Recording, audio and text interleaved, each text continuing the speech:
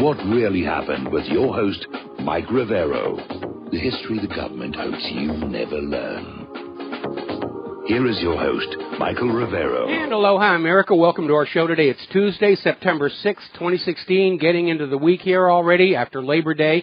We have a lot of stuff to talk about today, and I am sorry to report the toll-free number issue has not been resolved. So grab your pens and papers or go to the front page of WhatReallyHappened.com.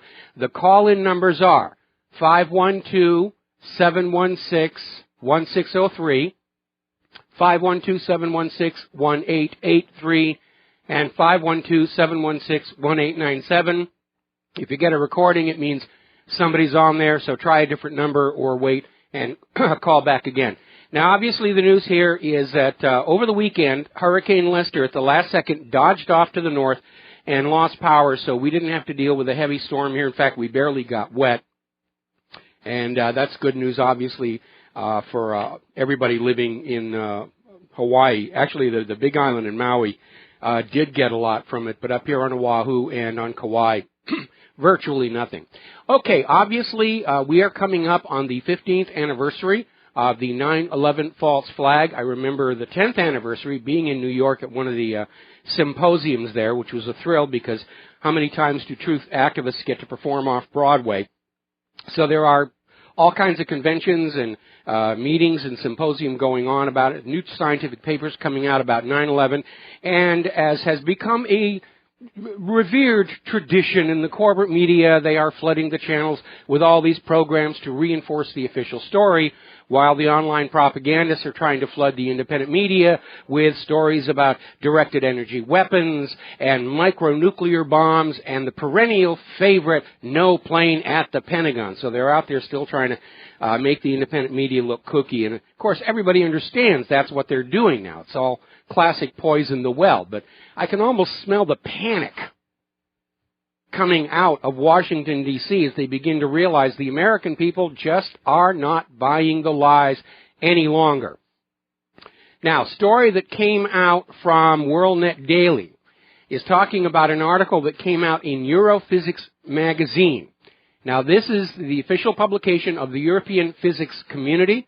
It is very highly respected, peer-reviewed, and there was a study published there by 4 experts saying that there is no question. The evidence of 9/11 points overwhelmingly to the conclusion all 3 buildings were destroyed by controlled demolition. And they're out there saying that responsible authorities have to conduct a new investigation. Well, having the respected authorities or the responsible authorities conduct another investigation into 9/11 is like asking Jeffrey Dahmer to investigate whether there's cannibalism up in Milwaukee. You're probably not going to get the truth. The authorities are behind this fraud.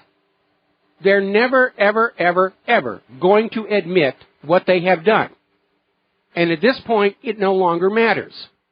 I do not cede to the government the authority to tell me what's real and what isn't. I'll rely on my own good senses, and I recommend that you all do the same here. And, of course, now that we're coming up on the anniversary, they're trying to regurgitate this story about how now it's the Saudi Arabia was behind 9/11. Yes, we told you Afghanistan was behind 9/11 and we bombed the heck out of them and destroyed their country. And then we told you that Iraq was behind 9/11 and we bombed and destroyed their country. But this time we really, really mean it. It's Saudi Arabia. So you will support us as we go in and bomb their country and lay waste to it. Now, as I pointed out in one of my many articles on this topic, it doesn't make sense for Saudi Arabia to do something like this. There's no motive. Saudi Arabia has built much of their fortune off the petrodollar deal. They don't want to kill the goose that's laying the golden egg, or in this case, the petroleum egg.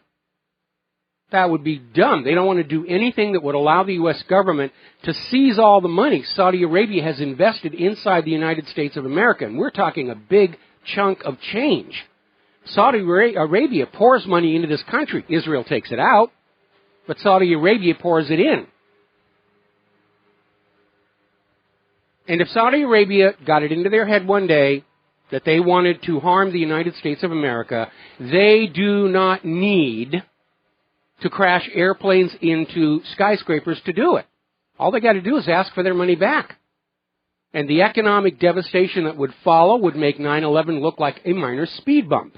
And it would be perfectly legal and moral for Saudi Arabia to do that. It's just another lie from a government that is valuing truth so much they economize it at every opportunity. We live in an age of lies. That's it. And boy, if you want to talk about the mistress of the lie, you have to talk about Hillary Clinton. And now there's yet another scandal around the email system, in that apparently a large number of devices that contained copies of this classified information are unaccounted for. And they're trying to make a big deal about how one of Hillary's aides destroyed 2 of her devices with a hammer, which isn't an effective way to destroy the data, because if you don't actually destroy that non-volatile memory chip, you can still recover the data off of that. Now, we're going to do a quick little shout-out here to all of our on-air affiliates who are rejoining our network. We're talking about 9/11. We're talking about Hillary's email scandal. And now we have the latest version of the dog ate my homework, because one of the missing electronic devices is a laptop. And, oh my goodness, the post office lost it. And yes, we know the post office does lose things. But that laptop was very dangerous. Yes, the email archive was deleted, but the disk was not wiped, which means the data is there to be recovered. They apparently sent it into the mail. They did not have tracking. They did not have any of the protections to guarantee delivery. Return receipts, certified mail, any of that. It was just regular first-class mail, and it disappeared. And that laptop is now out there someplace. Now, a story coming out of the Daily Mail. The House panel chair wants the federal government now to investigate whether Hillary Clinton was involved in the destruction of emails. Because one of the things that's come on out recently is that Hillary Clinton started deleting emails 2 weeks after they received notification that records had to be preserved for a pending investigation. That's destruction of evidence. That's obstruction of justice. That right there is an impeachable offense. So they're making a big deal about Hillary's old hardware being destroyed with a hammer. But the reality is there were 13 BlackBerries, 5 iPads, the laptop missing in the Postal Service, and a thumb drive that have all gone missing, and nobody knows where it is, and all of them have this classified information on them. And I would like to remind everybody listening to this show once again, Title 18, Section 793, exposing national secrets through negligence is punishable by 10 years in prison and the permanent banning from holding all public office. That's the law. James Comey should have known that law, or maybe he just hopes that you don't. But that's the letter of the law. So now the issue of Hillary Clinton's health is back in the news, because apparently over this weekend she had some more of her famous coughing episodes, totaling 4.5 minutes. She got up at the podium, started coughing, tried to joke it away by saying she's allergic to Donald Trump. But the most interesting video came from the Hillary campaign aircraft, where she's giving a statement to the media pool that's following her around, and she starts coughing so bad she dashes for the front of the airplane. And this very large gentleman who's been seen accompanying her is there with her, and he's closing the curtains, and he doesn't look like he's surprised by what's happening. Now, MSNBC cut the live coverage as soon as she started coughing and blamed it on seasonal allergies. Yeah, in an aircraft at 30,000 feet with a filtered air supply in the cabin, she's got allergic reactions. That's the story. Paul Joseph Watson is out there on Twitter saying 4.5 minutes of sick Hillary having a coughing fit, and the corporate media is still saying concerns about her health are still conspiracy theory. By the way, according to one of our readers, it isn't a coughing fit. It's a Russian hack.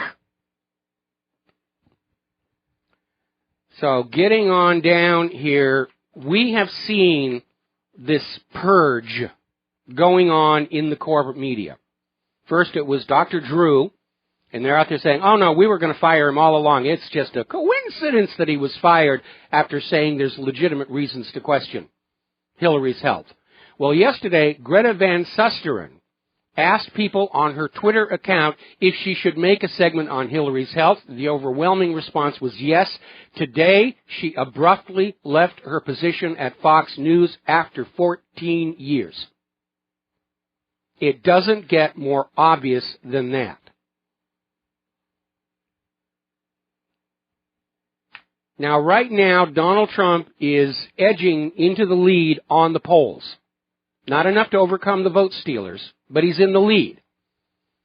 And apparently, during the ride on the airplane, the press asked her what she thought about the fact that she's now trailing Donald Trump. And at that point, the Clinton camp just cuts the press off. Total tyrannical control of the media.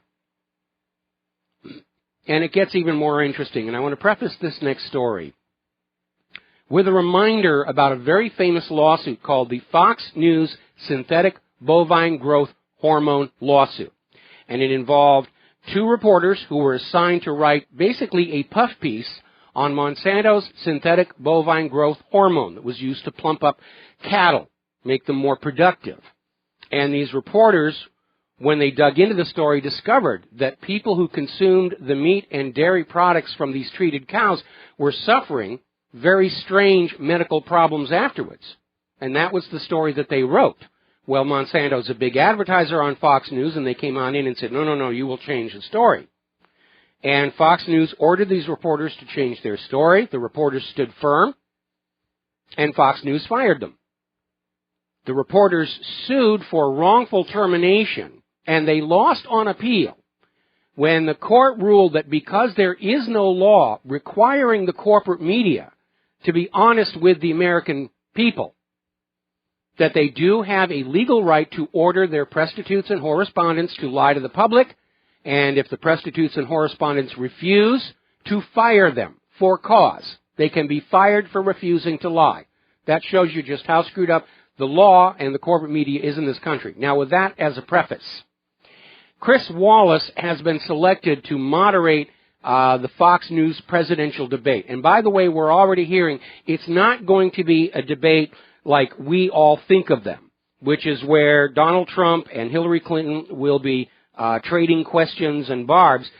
It's more of a news conference where Trump will be asked some questions and answer, and then Hillary's being asked some questions and will answer, and they don't interact, because that would work very much against Hillary Clinton, because Donald Trump can think on his feet.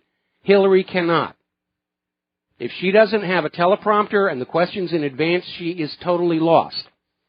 So apparently on Fox News Media Buzz, Howard Kurtz was talking to Chris Wallace about his being the moderator on the first debate, and he came on out and asked a very important question. What do you do if the candidates make assertions that you know to be untrue? And Chris Wallace's reply was, that's not my job. It's not my job to be a truth squad. Which tells you that the presidential debate is going to be a complete and total waste of time. Now, Hillary Clinton is trying to make noises about how once she's elected president, she'll stop all the corruption in the Clinton Foundation, and she's already backing off on that. She is going to be disconnected from the Clinton Foundation once she's president. Of course, she all promised to be disconnected from the foundation at the State Department, and we know that was a lie. But Bill Clinton, her husband, will still be on the board of the Clinton Foundation, and Chelsea Clinton will still be working for the Clinton Foundation. So it's nothing. It's just painting over the corruption problem. Now, you need to remember that Hillary Clinton's nomination for Secretary of State was held up for Hillary to sign an agreement saying that the Clinton Foundation wouldn't be a conflict of interest. And as it turned out, yeah, she was running a pay-for-play operation there. And she's making the same promises about the same foundation if she's elected president. So why should we even consider believing what she's saying at this point? She's a liar. Period. End of discussion. She wouldn't know the truth if it hit her in the face. Now, Julian Assange is getting ready for another major data dump.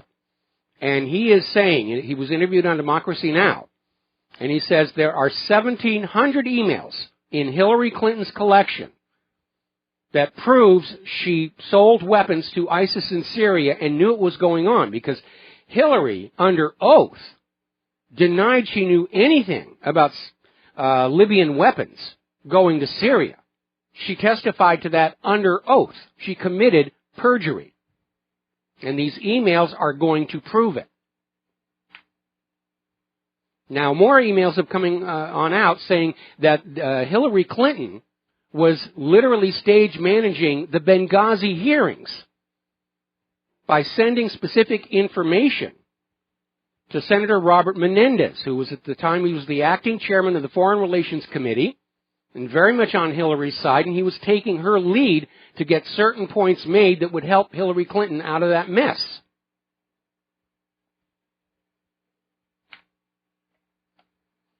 The reality is, Clinton's stories are all starting to unravel. They contradict each other. Their way of getting out of one scandal only makes things look worse in the other scandals, in particular her health. The FBI did a data dump just ahead of the Labor Day weekend, and there was a lot of information in there. Hillary told the FBI interviewers she couldn't recall the briefings on how to handle classified information due to her blood clot and health problems, and said she was only working part-time at the State Department anyway under orders from her doctor. Well, right there is something you need to pay attention to, because America does not need a part-time president. And that's another reason why her health is a major issue. If she can't work at that job for the hours that job requires, then she shouldn't be in there in the first place. Basically, what we have here is a candidate for President of the United States of America who's claiming to remember less about her life than Jason Bourne. So Trump now holds a slim lead over Hillary in the CNN ORC poll. He's leading by 20 points among independents. And they're now measuring something called the enthusiasm factor. And they're saying Donald Trump is making voters enthusiastic. And this may be a metric where they're going to try and predict who actually is going to go out and vote. Because they can be polling all these people who are going to vote for Hillary Clinton, but they may just decide not to bother showing up. Because they're not excited about her. They're going with Hillary because they're lifelong loyal Democrats, and they're going to vote the party ticket, but they may not get out there. And already we're seeing Hillary try and set the stage to blame her defeat, her loss to Donald Trump, on Russia. We have to invalidate the result. We know Russia's hacking our elections. No, Hillary's hacking our elections. That's coming out. And she wants to blame the Russians for it. Hillary's attitude seems to be, oh, come on, the American voters don't care about corruption and assassination and espionage or my health or pay for play or sending weapons to ISIS and Al-Qaeda. The only reason I'm trailing is the Russians are interfering with our elections here, and as president, I will nuke them for you. If she can remember where she put the keys to the nuclear weapons. Now, there's a very interesting article over at the National Review talking about Hillary Clinton's greatest accomplishments annotated. And what they did is they went over to Hillary Clinton's official website, where there's a little article on her accomplishments. And they looked at each one closely and found, to nobody's surprise, that Hillary is exaggerating what she's been doing, taking credit for other people's work in at least one case. You know, Obama is out there saying there's never been anyone that's qualified to be president as Hillary Clinton. Well, Hillary didn't write the Declaration of Independence or the Bill of Rights. She didn't win the Civil War. She didn't win the American Revolution. On what basis does Obama presume to say she's the most qualified candidate for president in all of U.S. history? None. It's pure bovine excrement. We'll be right back. Aloha, America. Welcome back to our show here. And I got another reader letter saying that Hillary Clinton is not coughing. It's just a fur ball. Okay. Anyway, Hillary Clinton is trying to find something that she can bash Donald Trump with, and apparently took him to task for daring to comment on the policies of the Federal Reserve. See, Trump understands that a lot of what is going on in our country comes from that private central bank. And he's dropping a lot of hints about that right now. And Hillary says, how dare you talk about the Federal Reserve? How dare you comment on their policies? I mean, they're working so hard to keep America poor. I mean, to keep the bankers rich or something like that. And so she's out there. And I think you're going to generally find that most people are very responsive to the idea that in point of fact, the Federal Reserve is a cause of much of our nation's grief. The President of Mexico, following on the success of his meeting with Donald Trump, has extended an invitation to Hillary Clinton to come on down there and talk about the immigration issue. And Hillary has rejected it. And it's another indicator she dares not be seen in any environment, any circumstance, where she's not totally in control of what's going on. Because otherwise, she's going to be in trouble. Remember that incident that happened at one of her rallies, where somebody made a ruckus in the audience, and her handler had to jump up there and say, no, keep talking, keep talking, keep talking.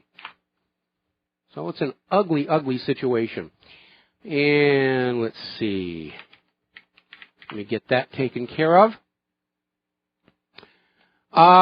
Now, as you know, the allegations about massive fraud during the Democratic primaries are not going away. And Election Justice USA, which is a voter accuracy organization, they're not partisan. And they're basically saying at this point, they need to decertify the primary results in several states because of the evidence of widespread election fraud. And they're saying they recommend paper ballots be counted in all states which show the irregularities, including New York and California. Now remember, in New York, Hillary beat the exit polls by 20%. A 2% discrepancy is considered signs of election fraud, both by the United States State Department and the United Nations. 20%. Counting the ballots out in California may be a bit tricky because apparently down in San Diego they've already shredded the paper ballots, which is a violation of election law. Didn't want to leave a trace of evidence out there. But the Election Justice issued a report, Democracy Lost, a detailed report on the fatally flawed 2016 Democratic primaries, and basically says Hillary Clinton is not a legitimate nominee for president. When you take out the fraud, it should have gone to Bernie Sanders. And if they cheated to that extent, including with the DNC leadership, then you know they're going to do exactly the same thing in November if they think they can get away with it. And the only thing that will stop them is a massive, overwhelming landslide victory for Donald Trump, which may happen because even though the corporate media is now grudgingly admitting that Donald Trump is slightly in the lead, the polls being run on websites not controlled by the corporate media are showing Donald Trump way out in the lead. Now, you remember back when CNN criticized Donald Trump because he hadn't spoken before a black audience. You remember that one? And then last week, Donald Trump addressed a black church. They gave him their support. They gave him this little shawl. And CNN took the church to task. How dare you have Donald Trump in there? And it's just another proof. There isn't anything Donald Trump can say or do that the corporate media is not going to put the worst possible spin on. You're not talking to blacks. Well, now you're talking to blacks. How dare you? So let's talk a little bit about the G20 because that's turning into a heck of a show. As you know, when Barack Obama arrived for the G20, the Chinese gave him a little diplomatic snub. More when we come back. And aloha, America. Welcome back to the show here. And we're talking about the G20, which is just wrapping up today. And boy, what a difference. Remember, the last G20, Russia had been kicked out, and everybody was just fully on board the U.S. agenda. We're going to destroy the ruble and the yuan, and all will be well. And here we are today, and when Obama arrived at the G20, the Chinese did not provide the roll-up staircase or a red carpeting. Obama had to leave Air Force One using this little built-in stairwell down in the bottom of the aircraft. When Putin arrived, he got the stairs and the red carpet. And that's significant in the world of diplomacy here. So Putin is being given the VIP treatment, and the G20 is telling Obama that not only is he a lame duck president, they really fed up with U.S. hegemonic domination of the world. Meanwhile, Obama is trying, I guess, to set a record of annoying other world leaders, and literally, while a guest in China at the G20, publicly warned Beijing of consequences in the South China Sea. Now, under normal diplomatic protocol, when you are a guest in somebody else's country, officially, you behave yourself. And Obama just violated that. He's just trying to anger people off. And my concern between what's going on in the South China Sea and in Russia is that the establishment is finally coming to understand that Hillary is self-destructing, Donald Trump's lead is very real, and they can't reverse it with election fraud or the Electoral College without sparking an armed uprising in this country. So now the war hawks, in order to get their war, they're going to get it started before the election and stick Donald Trump with it, the way the bankers created the Depression of the 1930s and stuck Herbert Hoover with it. But that could go wrong, because Donald Trump is a businessman. He's not obsessed with his historical legacy the way professional politicians are. And I would not be surprised if President Trump's first act would be to call Russia and China and say, look, this war is a stupid idea by my predecessors. Let's just call it off. And Putin would agree instantly. China would probably require more in the way of a formal expression of regret. But Trump could just pull the plug on the whole thing. Let's grab a couple of phone calls. Dustin in New Jersey. Aloha. Welcome to the show. What's on your mind? We always been at war with Eurasia, Mike. What a look into the future, huh? Yes. Mike, Putin and Xi Jinping are basically in the driver's seat now. If you look at Obama, boy, did he gray, didn't he? Yeah. Did he gray? You know, like, this is the new order. We are the old order. That's why the British left the EU. In addition to the EU being a scam, but they see the writing on the wall. It's Eurasia is the future. In less than 20 years, people don't realize this. China will have double the GDP of the U.S. We have no manufacturing anymore. If you don't have no manufacturing, you are not a superpower, pretty much. Yeah, that's you've hit the nail right on the head. The United States became a superpower because the American people built up industries and agriculture, and we had products to sell. And then post-World War II, the money junkies basically took on over and said, we can coast for a while because everybody else is being forced to use our money. We can charge interest on it. We don't need to get our hands dirty with making things. And then to top it all off with that disastrous experiment with GMO, nobody wants our agricultural produce. We don't have anything to support our nation's economy once the world stops using the U.S. dollar for global trade and banking. And if you look at the Silk Road, between all those connections, that's like half the world over there. They don't need to have a big Navy. Sure, you have to have a Navy, but they don't need a big Navy because it's all landlocked. And, this is a missile and drone war era. Aircraft carriers, like you said, is like battleships. It's another era, another time, and we relied a lot on tech. And, the Chinese do, but they know how to defeat the tech. If you look at the F-22, I think they made 178 out of 700 and something. Now I just read that they're going to refit the F-15s. Well, the F-15 can no way compete with the latest Russian and Chinese fighter, which they can pump out, and they've already been pumping out. So, I mean, right there you see who's going to control the skies in the future also. Well, I think the U.S. is realizing that because of the high cost of the F-22 and the F-35, they can't put a lot of them in the field, and so they're bringing back the older aircraft and refurbishing them just as a numbers game. And I would presume that the F-15 would be deployed as a second-tier aircraft, more for defensive purposes than power projection. But I'm beginning to think somebody over at the Navy reads my website, because apparently the top admiral in the Navy came on out with a statement saying that our carriers reign supreme. China and Russia can't possibly stand up to them. And obviously he's not read the Pentagon's own report on the Gerald R. Ford. But I'm seeing a lot of chest thumping coming on out of the Pentagon, and that's always a bad sign. Yeah, without our aircraft carriers, we're nothing. You know, people don't realize we have 6 aircraft carriers. I believe 3 are in port. You know, you got to maintain them. They cost $1 million a day to run an aircraft carrier at least. So you got 3 out, or 3 in reserve, and supposedly out of 10. I don't know where the other 4 are or whatever, but there's a website that tracks them. But you're right. A lot of these carriers are in port, having repairs, refurbishment, refueling the reactors, which is a very, very long and difficult job. Yep. Yeah. I mean, we're pretty much, you know, like we said, we know about the economy with the Searses and the JCPenney and Macy's.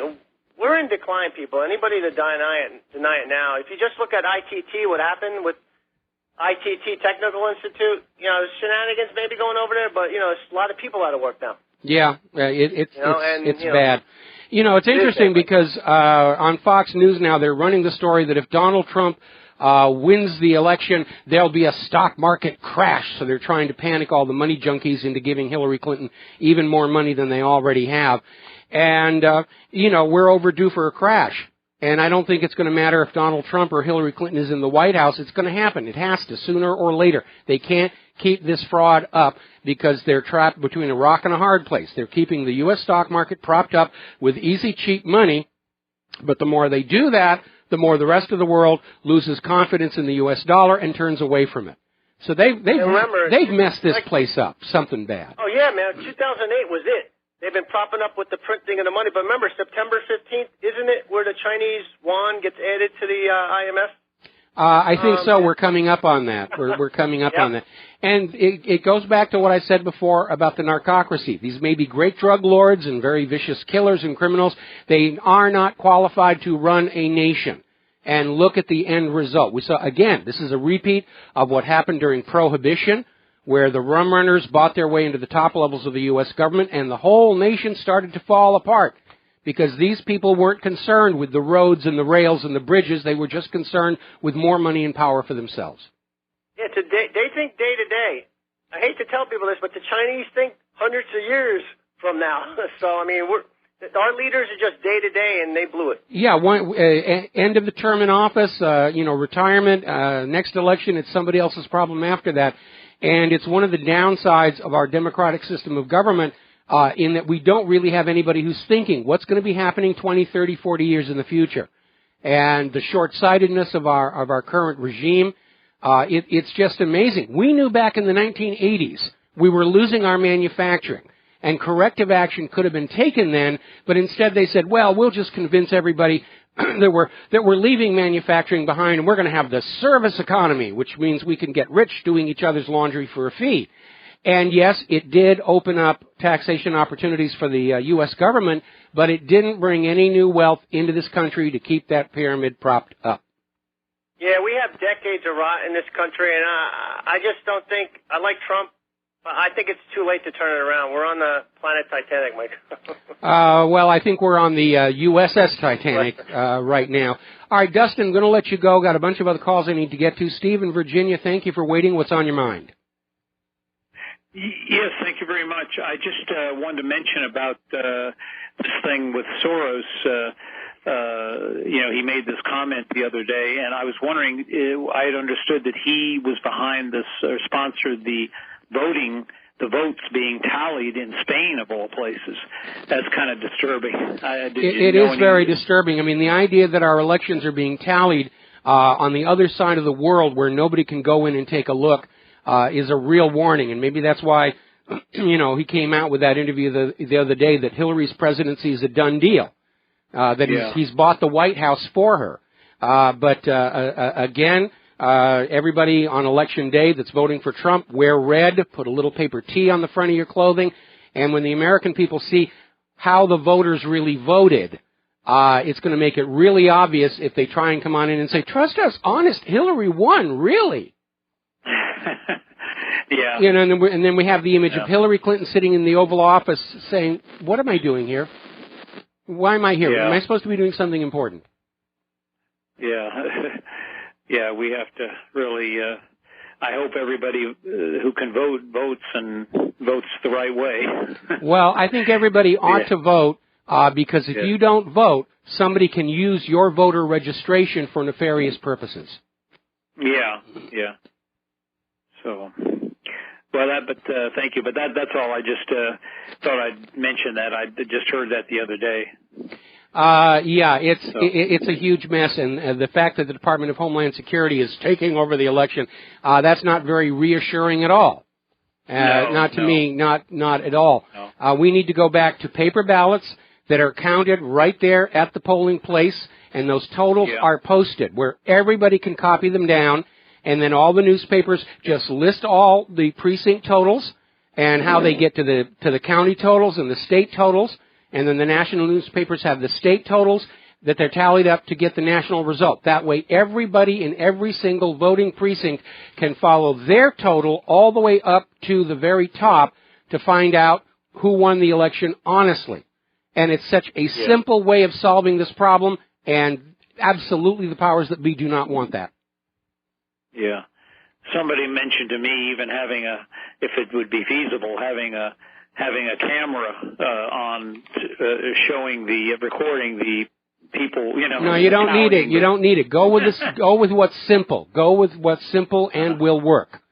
And that idea. Hand count paper ballots in full view of all the voters and candidates, representatives, and you post those precinct totals right there so that all the voters in that precinct can write them all down and then follow them all the way up the chain through the process of tallying and verify that nothing's been changed. That would literally give us literally 100 million vote checkers. Yeah. That's true, That's good. That sounds good. So. Okay. Well, that would be great to see that method. Yeah. All right, so we're going to let you. Thank you. All right, we're going to let you go here and go to Chris in Las Vegas. Aloha, Chris. Welcome to the show. What's on your mind? Well, thank you, Michael. I was observing on Obama's so-called welcome to the G20. That was a manifestation of the global disappreciation for the dishonoring of the office of this imposter POTUS, this provocateur, undercover agent, deep cover COINTELPRO, Manchurian candidate we have posing as a POTUS, getting him his proper due diligent welcome as he really deserves as a dishonorable individual. Well, let's try and rope the UFO people in on the same time as long as you're going down that huge, huge list. No, what's going on is it isn't so much Obama himself as the United States as a whole has lost the respect of the rest of the world. We're not seen as a great nation. We're not seen as any kind of a moral leader. We're not seen as a champion of democracy. We're seen as a bunch of war criminals. And the rest of the world is rejecting this idea that the U.S. should be telling other countries how to live their lives.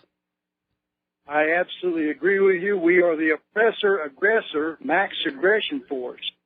And it's really dangerous, the position that we've been put in by those people who have seized and overtaken our country and having us do their bidding instead of the people here in America protecting our own interest here at home, guard, protect, defend against all enemies, foreign and domestic. Well, again, a lot of this goes back to George Soros. He's got huge amounts of money, and he's got this fantasy vision in his mind about a one-world government, and the reality is it's not working out. but he's very spoiled, and he says, I'm going to make this work. I don't care how many people have to be raped or sexually assaulted or killed or robbed. I'm going to make the new world order and the one world government. Like I said, Soros reminds me of the guy, the billionaire in the Michael Caine movie, Billion Dollar Brain. Has got all this money and thinks it gives him the right to start world war with Russia. Well, Soros is a breed of a different character. He is of the darkest heart there is on the planet, along with Hillary Clinton, and it's just a bizarre individual that would do this devious, demonic stuff. He ought to be off the planet or locked up to put him away for the public safety of the world. Well, I think we ought to make him poor, because if there's something that money junkies suffer more from than execution, it's being made to live as poor people. And I think that would be a suitable punishment for the Clintons, for George Soros. Under the racketeering laws, it is permissible for our government to seize their fortunes, and that would go a long way to erasing our national debt instead of sticking law-abiding citizens with it. Absolutely. I concur. Thank you very much, Michael. All right, thank you very much. We're going to let you go here, and the phone lines are now open. Getting on back to the G20, the negotiations between Obama and Putin regarding Syria went absolutely nowhere. I surmise that Obama said, let us have Syria, and Putin said, niet. And Obama is trying to save face by saying, well, there are gaps of trust. Yeah, there are serious gaps of trust. Who's been behaving as an untrustworthy party in this? The United States. We're freeing Syria from a dictator. All right, that didn't work out. Assad is gassing his own people. Oh, no, that didn't work out. We're in Syria for ISIS and Al-Qaeda. The U.S. government and Obama have discredited themselves and destroyed the trust of the American people and the rest of the world in what the U.S. is doing by all their constant lying. So, yeah, there's a gap of trust. And guess who made it? Then, okay, we got to take a break for commercials, and we'll be right back. And aloha, America. Welcome back to the show. And also at the G20, Obama was out there trying to maintain like he's in charge of what's going on over there, and literally threatened cyber war on Russia. He's out there pushing this idea that Russia is breaking into America's computers. They broke into the Democratic National Committee emails. They're hacking our election system. Now, there's something that you need to understand about the U.S. election system. It doesn't plug into the Internet.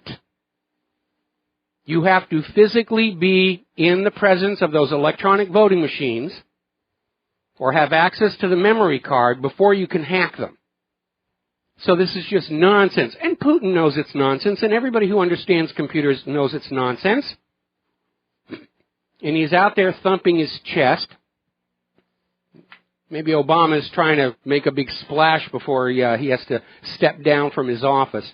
Obama has now canceled a meeting with the president of the Philippines, Rodrigo Duterte, who had basically issued a rather rude comment about President Obama. And he's a very colorful gentleman. But the issue is that Obama is out there criticizing Philippines for their policy of just shooting drug dealers dead in the streets, saying it's extrajudicial execution of drug criminals. They deserve their day in court. So follow my logic on this. According to President Barack Obama, extrajudicial executions of totally random people by drones in other people's countries is perfectly okay. But extrajudicial executions of drug dealers is a bad thing, which leads to the question, is Obama getting a piece of the action of the drug trade? And that may be a more legitimate question than most Americans are willing to deal with right now. And the U.S. government is continuing to act like a spoiled child, because apparently the United States has now denied former British Ambassador Craig Murray entry to the United States. Now, normally you don't need a visa to come from Britain to the United States, and it's a pro forma process to get approval. And Craig Murray was the British ambassador to Uzbekistan, and everyone's saying, why are they doing this? This is going to cause a diplomatic stir. Well, Murray was scheduled to chair the presentation of this year's Sam Adams Award for Integrity in Intelligence. And the award was going to be presented to the CIA torture whistleblower John Kirikou. And talk about diplomacy as an alternative to war. This at the World Beyond War Conference planned for September 23rd through the 25th in Washington, D.C. And I guess the U.S. government doesn't want people talking about alternatives to war, and so they basically slammed the gate on this guy. And it will have diplomatic repercussions. Now, James Jatras, he's a former diplomat and advisor at the U.S. Senate Republican leadership. In a phone interview, we got to take a break for station identification, and we'll be right back. Aloha, America. Welcome back to our show, hour number 2. And again, and I apologize, the toll-free number system still isn't working, and I'm hearing from RBN they're going to quit trying to get this to work with Vonage and go with another provider. So we're going to get this thing sorted out, and I apologize for everybody who's dealing with this. But once again, the phone numbers to reach the show are 512-716-1603, 512-716-1883, and 512-716-1897. If you get a recording, it means the line is busy. Try another number or wait a few minutes and call on back. So we're talking about what's going on in the war zones. Now, James Jatras, he's a former diplomat and advisor with the U.S. Senate Republican leadership, had an interview with Press TV and said the time has come for the U.S. government to drop this regime change plan for Syria. It's been going on for 5 years. It has caused all kinds of harm to America's image abroad. And the fact that Russian officials and U.S. officials are unable to meet any kind of a deal is hardly surprising, because the U.S. doesn't have any business being in there. Russia does. Now, there's a British journalist who was briefly held by Syrian kidnappers. And he was shot twice by this kidnapper, and now he's gone public. Anthony Lloyd is out there reporting this Syrian kidnapper who shot him twice is now officially a CIA-vetted moderate. The U.S. can give him weapons and ammunition. Remember what I said about the U.S. creating the enemies to scare you with? As it turns out, Gulmurad Kalimov, he's a former paramilitary unit commander of the Tajikistan Armed Forces, is now the Islamic State's new top commander in Iraq, was trained by the United States. Actually came to the United States to receive training. Whether it was the School of the Americas, we don't know. But this guy's a U.S. creation. Now, Rasmussen is reporting that NATO may choose to rearm Ukraine with lethal weapons. The reason this is significant, this is Mr. Anders Fogh Rasmussen, advisor to the president of Ukraine, is saying Ukraine may rearm Ukraine, or rather NATO may rearm Ukraine. And the reason that's an issue, Ukraine is still not officially a part of NATO. NATO, just out of the goodness of their heart, is going to give Poroshenko a bunch of stuff to kill a lot of people with. The official story, of course, is Russia is destabilizing the eastern Ukraine. No, Russia is not doing anything of the kind. The eastern Ukraine, as was the case with Crimea, does not want to be in a country ruled by rulers who were not elected to that office, or who were installed and then validated in rigged elections. All right, we're going to grab a phone call here. Robert in Georgia. Aloha. Welcome to the show. What's on your mind? Can you hear me? I can hear you great. I called in last week and discussed with you about my enlightenment about history through your program. Yes, I remember that call. And apparently I have suffered repercussions for that phone call. How so? I was in my local grocery store, minding my own business, and I had a coughing fit. I sat behind me and looked, and there was a huge man with the EpiPen coming at me. I took off running. All I could say was, I can't afford it, I can't afford it. Mike, I got to let you go. He's coming back around the aisle. Thanks, Okay, thanks an awful lot. That was funny. Okay. I mean, if you really think about it, this EpiPen, it's what, they've now discounted the price from $600 to $300. There's $1.50's worth of actual medicine in it. I mean, it's just ridiculous. Alrighty, Russia is now beginning massive war games involving Crimea and Russia's Black Sea Fleet. They're sending a message to Ukraine, don't start something you can't finish.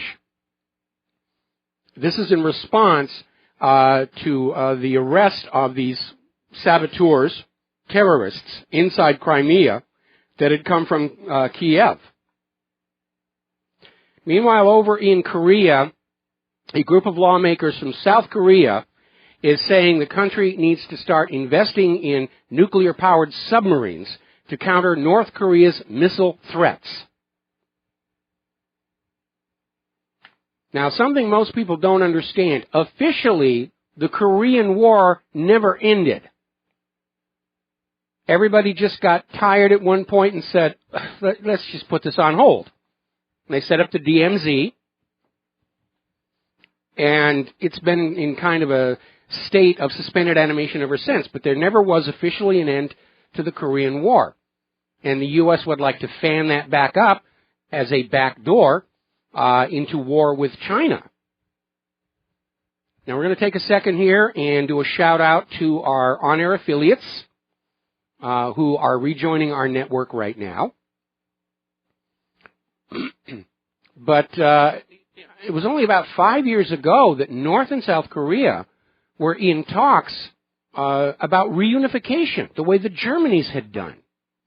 And everybody thought it was a great idea, except for the United States, which went on in and started tinkering around and trying to fan up the chaos and hostility again, because that's how the U.S. military-industrial complex makes their money. War is good for the war business. It's not good for anybody else, but it's a good one. Meanwhile, an American weapons expert is claiming that the submarine missile launched by North Korea last week resembles a similar missile deployed by China. It's got a tube shape and a pointy bit. And on the basis of this is arguing that China is providing weapons to North Korea in violation of international laws. Now, there's a couple of problems with that. Submarine-launched ballistic missiles have to fit within the space constraints of the launch tube. They're all going to look pretty much the same. This guy doesn't actually have a basis for saying this missile is from China. And I'd like to remind everybody that when Israel was caught trying to sell a nuclear weapon to the former government of South Africa, there was barely a peep from Washington, D.C. And we have this so-called American weapons expert say, the missile that Korea used looks like a missile China used. It's horror there. Trying to open the door for war. Over in Yemen, that is turning into an absolute humanitarian disaster. And there's a report out by Peter Oborn and Nawal al-Maghafi on the conditions in Yemen. And basically Yemen is currently under a blockade, legitimized by the UN Security Council, backed by Britain and the United States, which is preventing vital drugs and medical equipment from reaching the country to treat all these people being killed by these illegal weapons of mass destruction Saudi Arabia is using. Now, collective punishment is a war crime. What's going on here is the people of Yemen rejected the imposed government placed over them. And so the U.S. called up their buddies in Saudi Arabia and say, you go slap those people of Yemen around and tell them once we give them a puppet regime, they will learn to love it. Now then. Somebody just sent me a graphic image. Hillary's new sponsor, Hall's Mentholyptus throat lozenges. That's a good one. That's funny. All right, you probably have seen the latest booga-booga that's all over the corporate media, especially in Europe. ISIS has issued a new call for attacks in the West, saying all non-believers are now legitimate targets. If you don't believe in Islam the way we do, you're a legitimate target. And still, they never seem to attack Israel. Kind of makes you wonder, especially when you remember that only last week Israel was saying ISIS is a good thing. Please don't attack and kill them. We need to have ISIS available to go after Iran and all the rest of that. They're all buddy, buddy, buddy, buddy. And as has become a familiar pattern, this particular fairy tale about the evil ISIS comes from known propaganda source Site Intelligence Group. It's another fine Rita Katz production. Russia and Qatar have signed a military cooperation agreement. We're seeing another Middle Eastern nation start to pivot away from the United States and toward Russia. This could ultimately mean that the U.S. loses the naval facilities in Qatar, has to find a new home for all that hardware. Meanwhile, down in Israel, Israel's kind of hoping we're all distracted by Labor Day and political campaigns and Hillary's coughing and everything. They've approved 464 new settlement homes in the West Bank. All of these a violation of international law. Israel has also declared full-scale war against the boycott, divestment, and sanctions movement. Remember only a few months ago they were saying, it's having no effect at all. No effect at all. Well, now they're funding a huge pushback against boycott, divestment, and sanctions, which is probably mostly going to be consisting of propaganda about how those Gazans deserve to starve, We're only treating them as they deserve. There has been a bit of good news for Palestine. Israel has been engaging in a practice called lawfare, where they will use the courts as weapons and go after civil damages for fantastical made-up reasons. Remember, they did it here in the United States. They came on out and said, Iran is the sponsor of terror, therefore we can seize the Iranian assets and give them to the victims of terror attacks, without needing to actually prove that Iran did anything. That's what lawfare is. Well, back in February of 2015, a jury awarded plaintiffs, 11 American families whose relatives were victims of the 9/11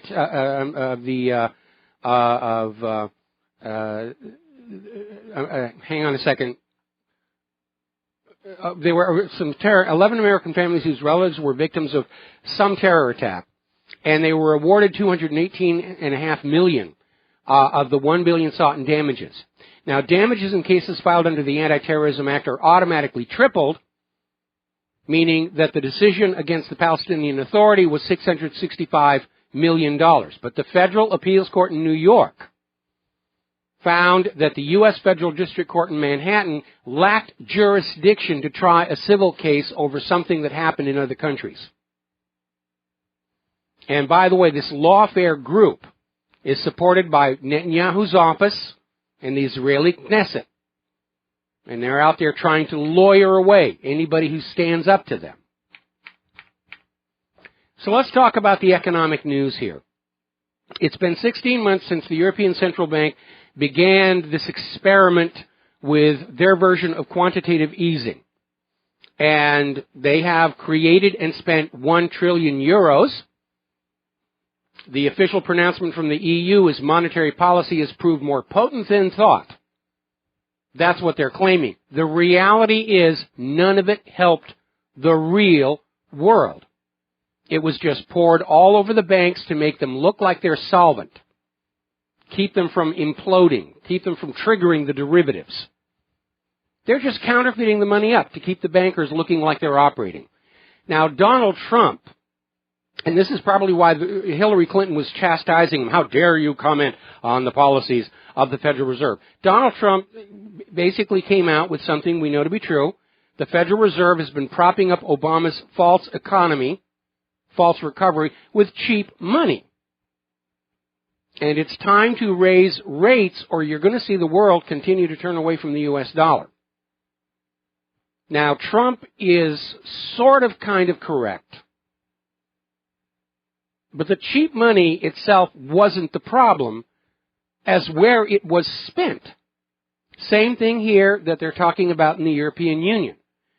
Now, if this sudden surge of newly created low-interest money had been used to refurbish and build factories, to revitalize manufacturing, that would have brought jobs back to the American people. What the Federal Reserve actually did was pour all that money all over Wall Street, which used it to manipulate the stock market and generate huge profits for themselves. Cash injections can be good. It depends on what you spend it on. An investment in America's manufacturing and agriculture and infrastructure would have been the wise and prudent thing to do. But what we have is a government and a banking system that's simply printing up money and giving it to themselves at your collective expense.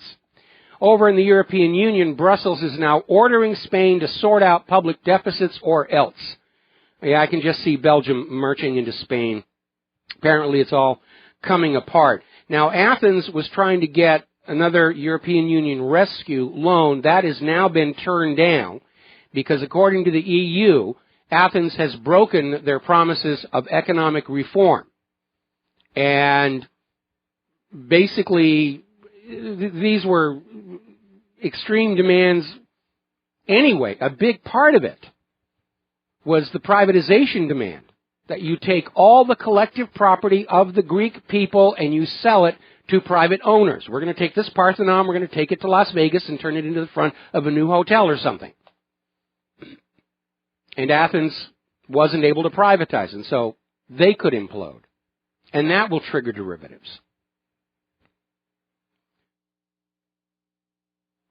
Now, Venezuelan President Nicolas Maduro has extended the state of emergency in the country for another 60 days. He is accusing Washington, D.C. of plotting against Venezuela, of deliberately sabotaging Venezuela's economy to bring about regime change. And he's probably absolutely right. The U.S. has been trying to get a puppet ruler into Venezuela, going all the way back to Hugo Chavez. They even staged a coup against him that lasted exactly 1 week. And Venezuela is a thorn in the side of America's economic interest because Venezuela insists on selling their oil for whatever currency the purchasing country wants to use. They've been selling their oil to China for the yuan. Then they send the yuan back to China and they get manufactured goods. When you take $1 in trade, if you sell your oil for $1 and you send the dollar to the United States, what do you get? Paperwork, labels, very expensive shoddy products, and GMO-tainted food. Nobody's going to want that. The whole point of this war agenda is to force the world to buy America's products that they don't want. Same thing we're seeing in this country with like the vaccines and various other things. They can't make a good product any longer. The new paradigm is we will force you to buy what we want to sell to you. Microsoft. Now, Russia, following the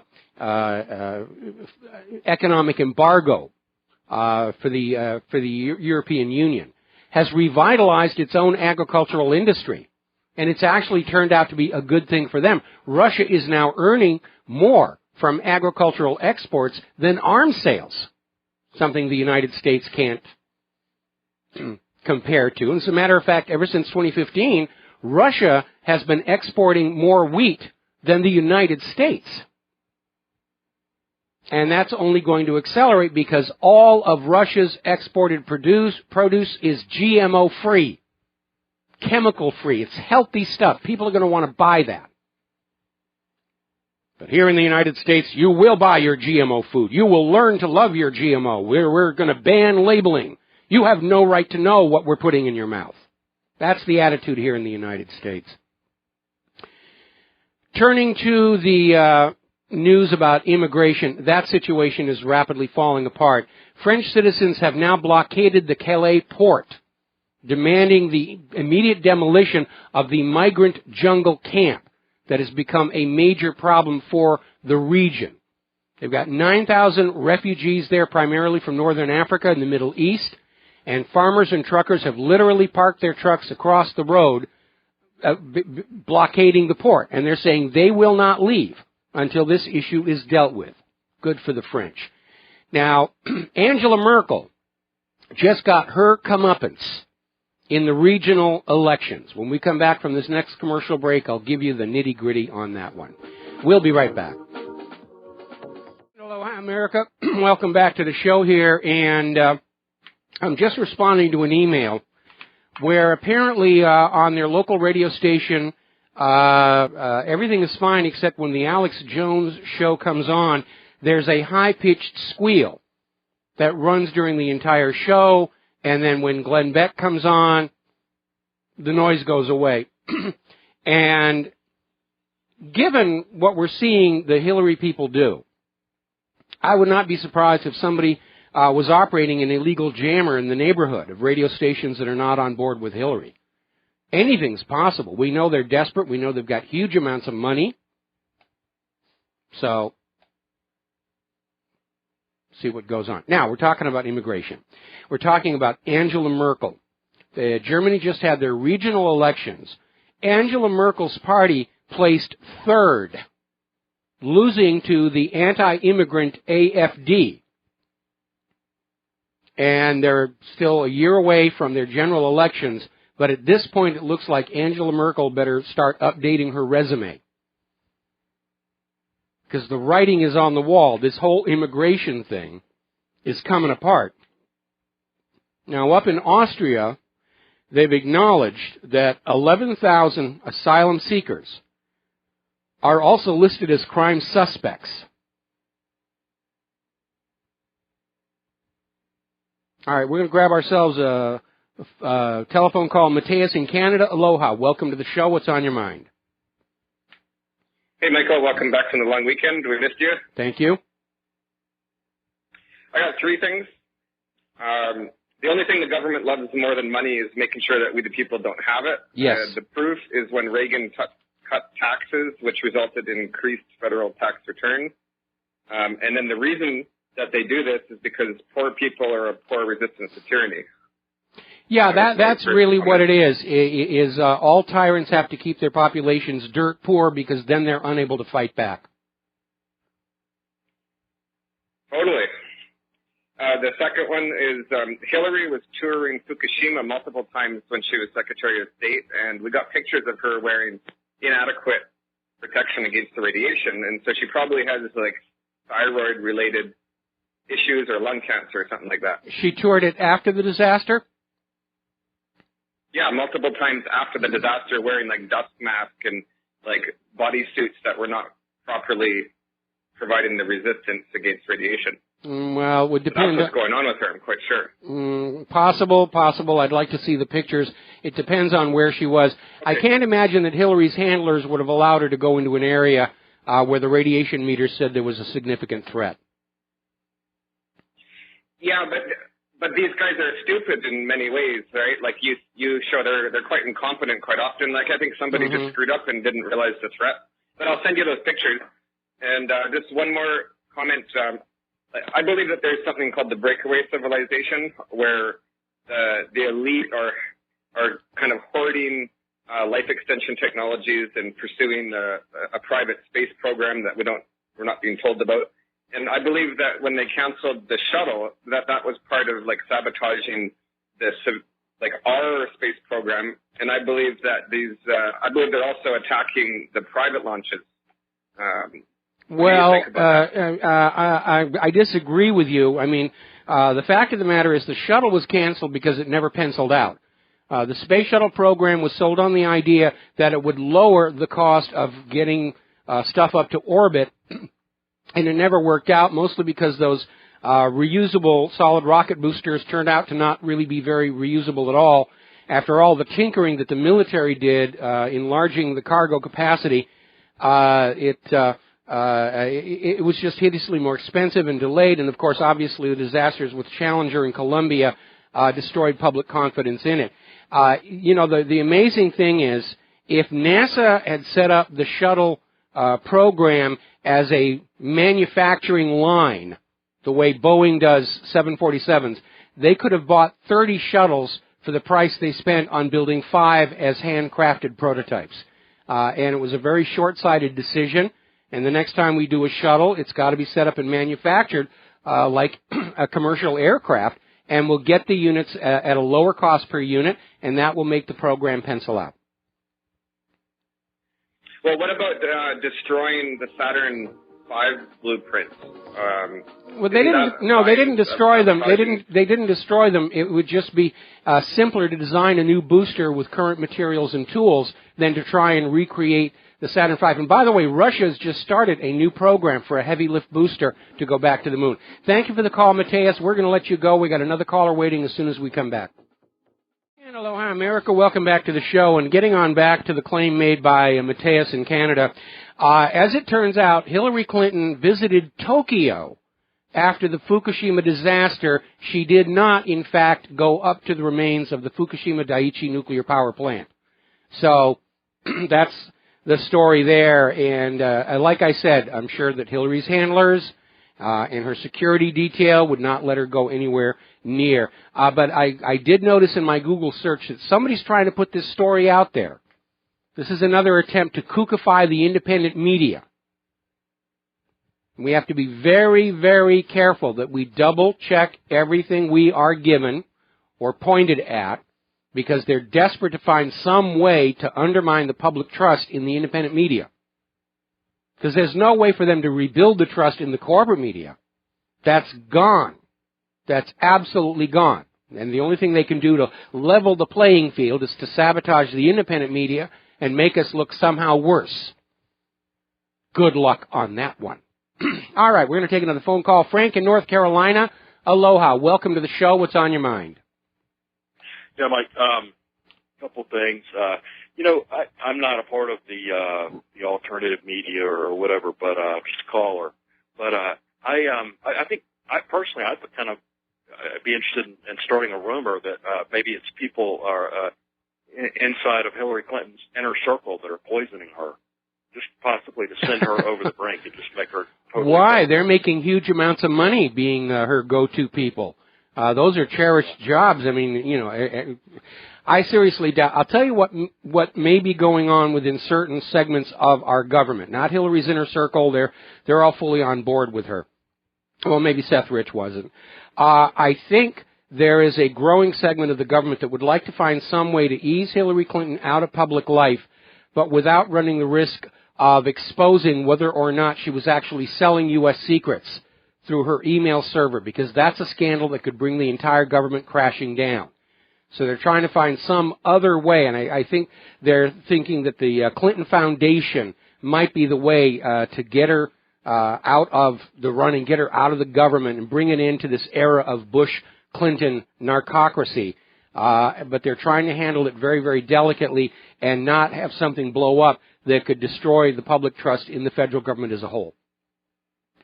With regard to the space program, NASA and all of that, I've heard recently some pretty compelling commentary, and I don't know anything about it, but that all that's been moving towards privatization.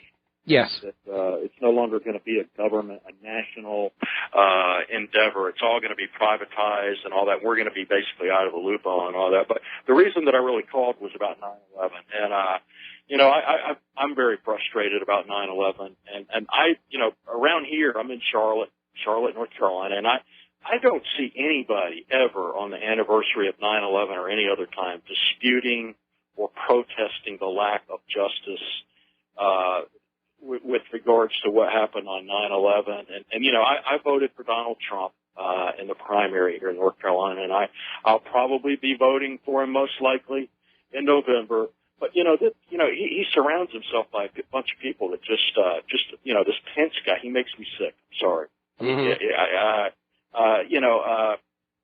Giuliani. I mean, he was a key figure in yes. the 9/11 conspiracy. And I understand Trump, or at least the word is, he's going to make him director of the Department of Homeland Security. That's just disgusting.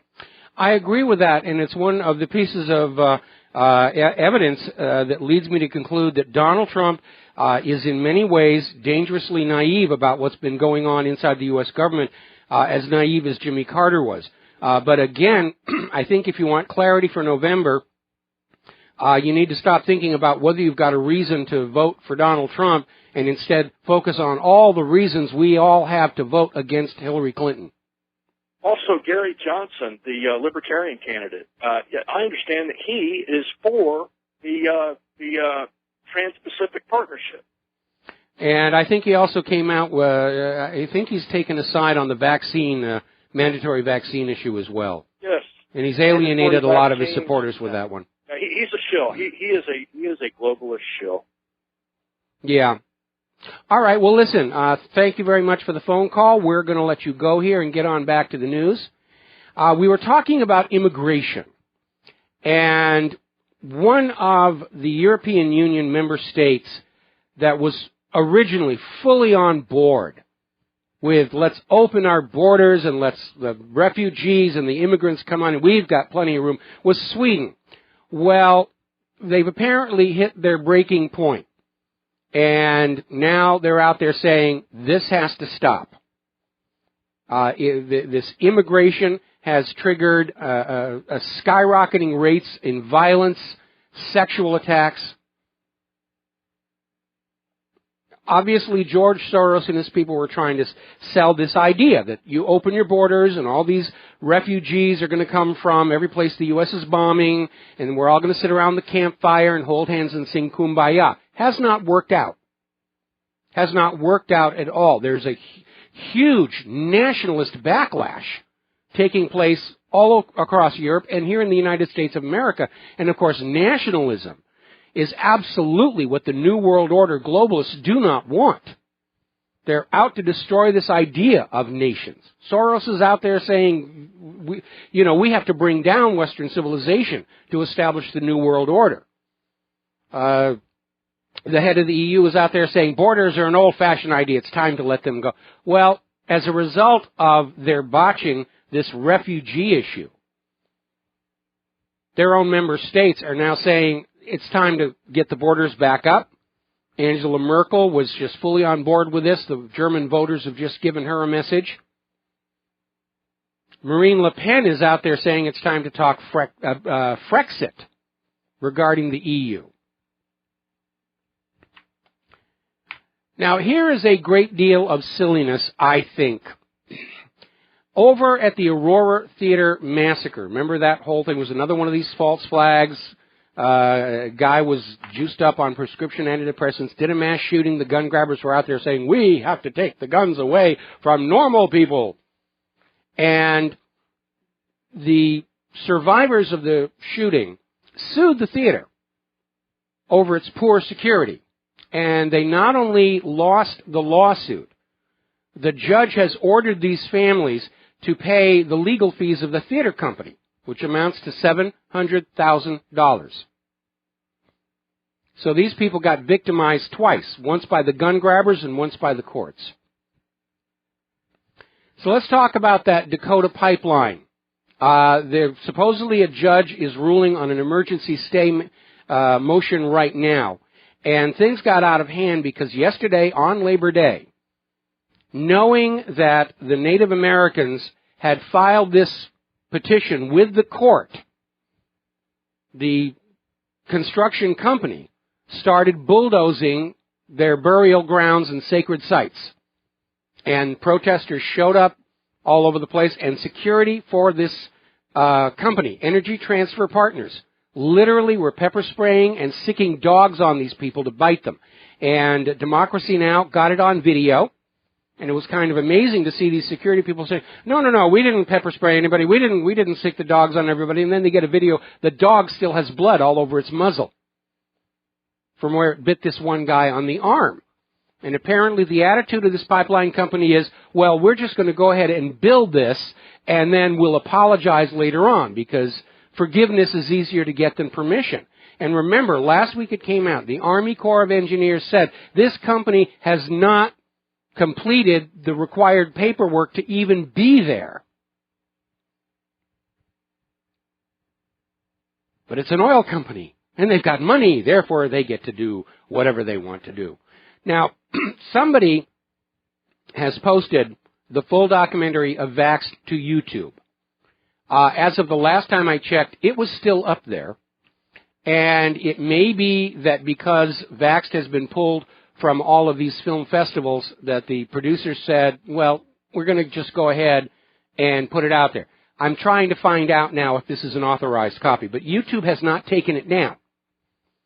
And that normally when somebody says it's copyright violation, YouTube will yank it. So it's still up there, and you may want to watch it. Make a local copy in case it does get yanked. And by the way, I'm fully on board. If you like this documentary, you should buy the DVD, which is available next week, so that these people make the money for the work that they did. Now, Vaxxed is the documentary that was supposed to debut at the Tribeca Film Festival. Robert De Niro was going to personally introduce it because he has a child with autism that he believes was caused by the vaccines. And then some of the backers of the Tribeca Film Festival, who are linked with Big Pharma, threatened to pull their funding, and De Niro yanked it from the lineup. He has since expressed publicly his regret over backing off on this thing. So Vaxxed is up there on YouTube. You can take a look at it. This video freezes in a couple of places. Be patient. It will restart. It's not a clean transfer. But it's obviously a transfer from original source. It's not somebody holding up a camera to a TV screen. Now, what is in this? You can understand why the vaccine makers are absolutely terrified of this movie, because it documents over and over and over and over again that there is a solid link between the MMR triple vaccine and the skyrocketing rates of autism. And at one point in this documentary, they come on out and say that vaccine activists wanted to lobby for people to get the vaccines just one at a time. The single vaccines, because when you get the vaccines one at a time, the incidence of autism is much lower. What did the vaccine companies do? They stopped making the single vaccine. And there's literally a quote in there that the reason for this was to preserve the MMR program. The program was the thing to be protected, not the kids. And another issue that they put on out there is where Congress passed a law making it illegal to sue vaccine makers for damage caused by their products, and instead set up this vaccine injury court where people whose children are determined to have been damaged by vaccines can go and get money to care for their child throughout life. Kids with autism, they're going to live to be 50, 60 years old, and they're going to need constant care and support and upkeep. And we're talking millions of dollars here, all paid by the taxpayers. The vaccine companies don't pay for any of this. And then they go on to talk about how the CDC came out with this report saying there was no link between autism and vaccines, so that the vaccine court could deny settlements to these injured kids and save money, because they were looking, when you look at the number of autistic children in this country whose autism can be traced to vaccines, you were talking trillions of dollars in losses. And of course, as you know, a whistleblower who was on that staff at the CDC that wrote that report went public saying it was a fraud. It was written to protect the vaccine industry and to justify withholding damages to parents of autistic children. It's not based on science. And you should be very, very alarmed by that. Now, another article, this is out of Global Research up in Canada. And they're quoting an article out of Natural News and Global Research from February of 2015, pointing out that data actually provided by the U.S. Centers for Disease Control and Prevention and the Vaccine Adverse Event Reporting System show that the measles vaccine is killing a lot more people than measles itself is. We saw the same thing back in 1976 with the swine flu vaccine. Oh, there's the swine flu, it's horrible, it's coming for you. And the U.S. government mandated everyone get the swine flu vaccine, and they had to call it off partway through when it came on out that the swine flu vaccine was killing 50 times as many people as the swine flu itself was. But it makes money. That's all that really matters. It's making us money. We love money here. Now, here's a new development, and this, you just have to wonder, what are they thinking here? Research scientist Anthony Samsel has been testing vaccines and confirms that glyphosate The chemical from Monsanto's herbicide Roundup has been found in most vaccines. Now, the World Health Organization has determined that glyphosate is a probable human carcinogen, and it's being put in the vaccines to be shot into your children's arms. Why? This is a bigger scandal than the Nagalase, which was an enzyme that actually prevents your body from fighting cancer naturally, and there's no legitimate reason for it to be a vaccine adjuvant. And I can't think of a reason for glyphosate to be in vaccines, other than if we make you all sick, we make more money off of you.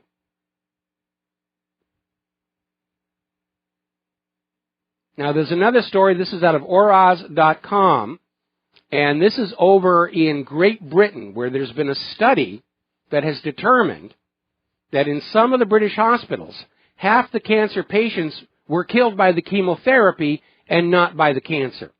And I remember when my mother passed from cancer, I was never really clear whether it was the cancer that killed her or the combined chemo and radiation therapy. Chemotherapy is very, very toxic. It's basically a controlled poisoning of the body, and they sort of hope that it will poison the cancer a little bit more than you, and they'll keep you bare, but it destroys you. And, of course, treatment with radiation may burn out the cancer you have now, but 5 years down the road, you will get a more aggressive cancer. Same thing with chemotherapy. If it comes back, it'll be more aggressive and untreatable. But they choose these methods because they make money. Remember that doctor they sent to prison for 45 years? Because during his entire career, he'd been telling perfectly healthy people they had cancer in order to sell them costly chemo and radiation therapies. They're in it for the money, not for your health. And then they wonder why we don't trust them. And that's a very scary thing. I mean, we've been raised all of our lives, TV shows and movies, about how medical people are just these swell bunch of Joes and they're always thinking about what's best for the patient. Just like we've been brainwashed into thinking that priests would never abuse children and that all cops are honest. It's just another part of this maze of lies that we live in. And it's another reason why the U.S. is losing respect around the world. Because it's all fraud. It's all scam. The United States of Scam. We'll be right back. And hello, pardon me, and aloha America. Welcome back to the show here. Let's talk about computers for a little bit. We were mentioning before where the new American business model has ceased to be making and selling what the public wants to buy, and has now become a model of you will buy what we want to sell you. Not just within our domestic economy, but around the world. That's what TPP and TTIP are all about. You will buy the products we want to sell you, and you will not go to anybody else, or we will have bad things happen to you. And a lot of people are very unhappy with Microsoft right now. They're very unhappy with Windows 10, especially after that anniversary edition. And the writing is on the wall because Microsoft is already talking about early support of termination of support for Windows 7 and Windows 8. The public screamed about it. They said, okay, we'll go a little bit longer. But here's the kicker. The next time you buy a PC with an Intel or AMD processor, you will not be able to install or run Windows 7 or Windows 8. These processors are literally being designed to only work with Windows 10. Apparently, you're not even going to be able to put Linux on these things. You will buy the Windows and you will like it. And here comes the kicker, and we told you this was going to happen. ZDNet is reporting that Microsoft is transitioning to a business model for Windows 10 and all of its applications, subscription mode, pay to play. Every month you will have to send Microsoft money or your operating system and all of its applications will stop. And back when we saw how hard Microsoft was working to force us all to Windows 10, I said this is probably what this is all about. No more purchasing a permanent license for your applications. Everything is on a month-to-month. Now, in a healthy economy, maybe not such a bad idea. In a stressed economy, it's a disaster, and I'll give you a good example. Before I became a full-time peace activist and talk show host, I worked in the computer animation and visual effects industry. And I've had a small shop in my home. I did back in 1994 when this all started, and I've got one now. But that kind of work, especially here in Hawaii, is hit or miss. You can get a job and you can do some work, and then all of a sudden, it's the off season, and you may go 3 or 4 months before you get into the project in. Well, in the world of permanent licenses, I just shut everything off. And I go out to the beach. I go beach combing, trying not to look stupid on a surfboard, that kind of thing that we do here in Hawaii. More about this when we come back from station identification. Aloha, America. Welcome back to our show, hour number 3 here. And again, the toll-free numbers are not working if you want to call into the show. And we have a caller waiting. The numbers are 512-716-1603, 512-716-1883, 512-716-1897. And if you call and you get a recording, it means the line is occupied. Try a different number or call back a little bit later. So we're talking about this coming revolution where the new business model is that your software is all on the basis of subscription. You pay month to month to month to month to month to month. In our current economy, that's going to be a system that kills businesses. And as I was saying before we went to the station identification, when the effects work comes in, you do the work, you get the money, you put it in the bank, but you can go a long time between projects. And when you have a computer system with permanent licenses on your operating system and your applications, you just shut it all down. You go out surfing, scuba diving, have fun.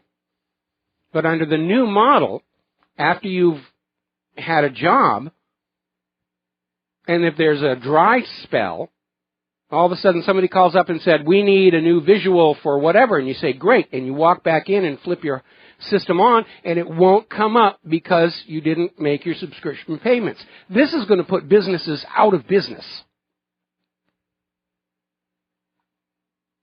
All right, I'm going to take a phone call. John in Missouri. Aloha. Welcome to the show. What's on your mind? Hi, Mike. My question is about the Roundup Ready crops and the spraying with glyphosate.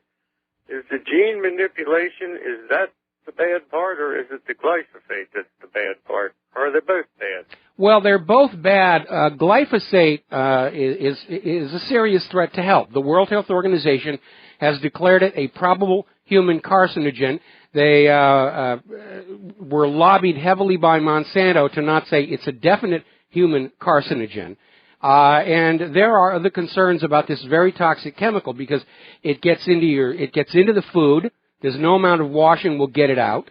And they're spraying it on ridiculous things like feminine napkins for some reason. We don't even know why. But it is a probable human carcinogen. Now the GMO tinkering, that is a problem, not because of the DNA itself, but because of the protein expression. When the DNA is inside the cell and it's communicating with the cell's chemistry, that's the pattern that makes the proteins out of which the cell is produced, or the enzymes or various other chemicals that make for life. And if it's forming proteins that are like 90% similar to what you get from nature, your body's going to try and assimilate those, but it's not going to quite fit. And you're going to start seeing some ill effects from it, not unlike prions and whatnot. In fact, there's some speculation that Morgellons syndrome is actually a very early mistake in genetic engineering because those fibers coming out of people's skin have plant DNA in them. The other major problem is that nobody who's designing these GMO crops is checking for unexpected side effects. Now, the reason DNA is so tiny is that it's very efficient. It's very self-referential. It's constantly referring back and forth for instructions on how to do certain things. And they can design the DNA to produce a desired result, such as produce Bt toxin or be immune to glyphosate, but it can produce unexpected side effects. And a good example of that is the Roundup Ready corn.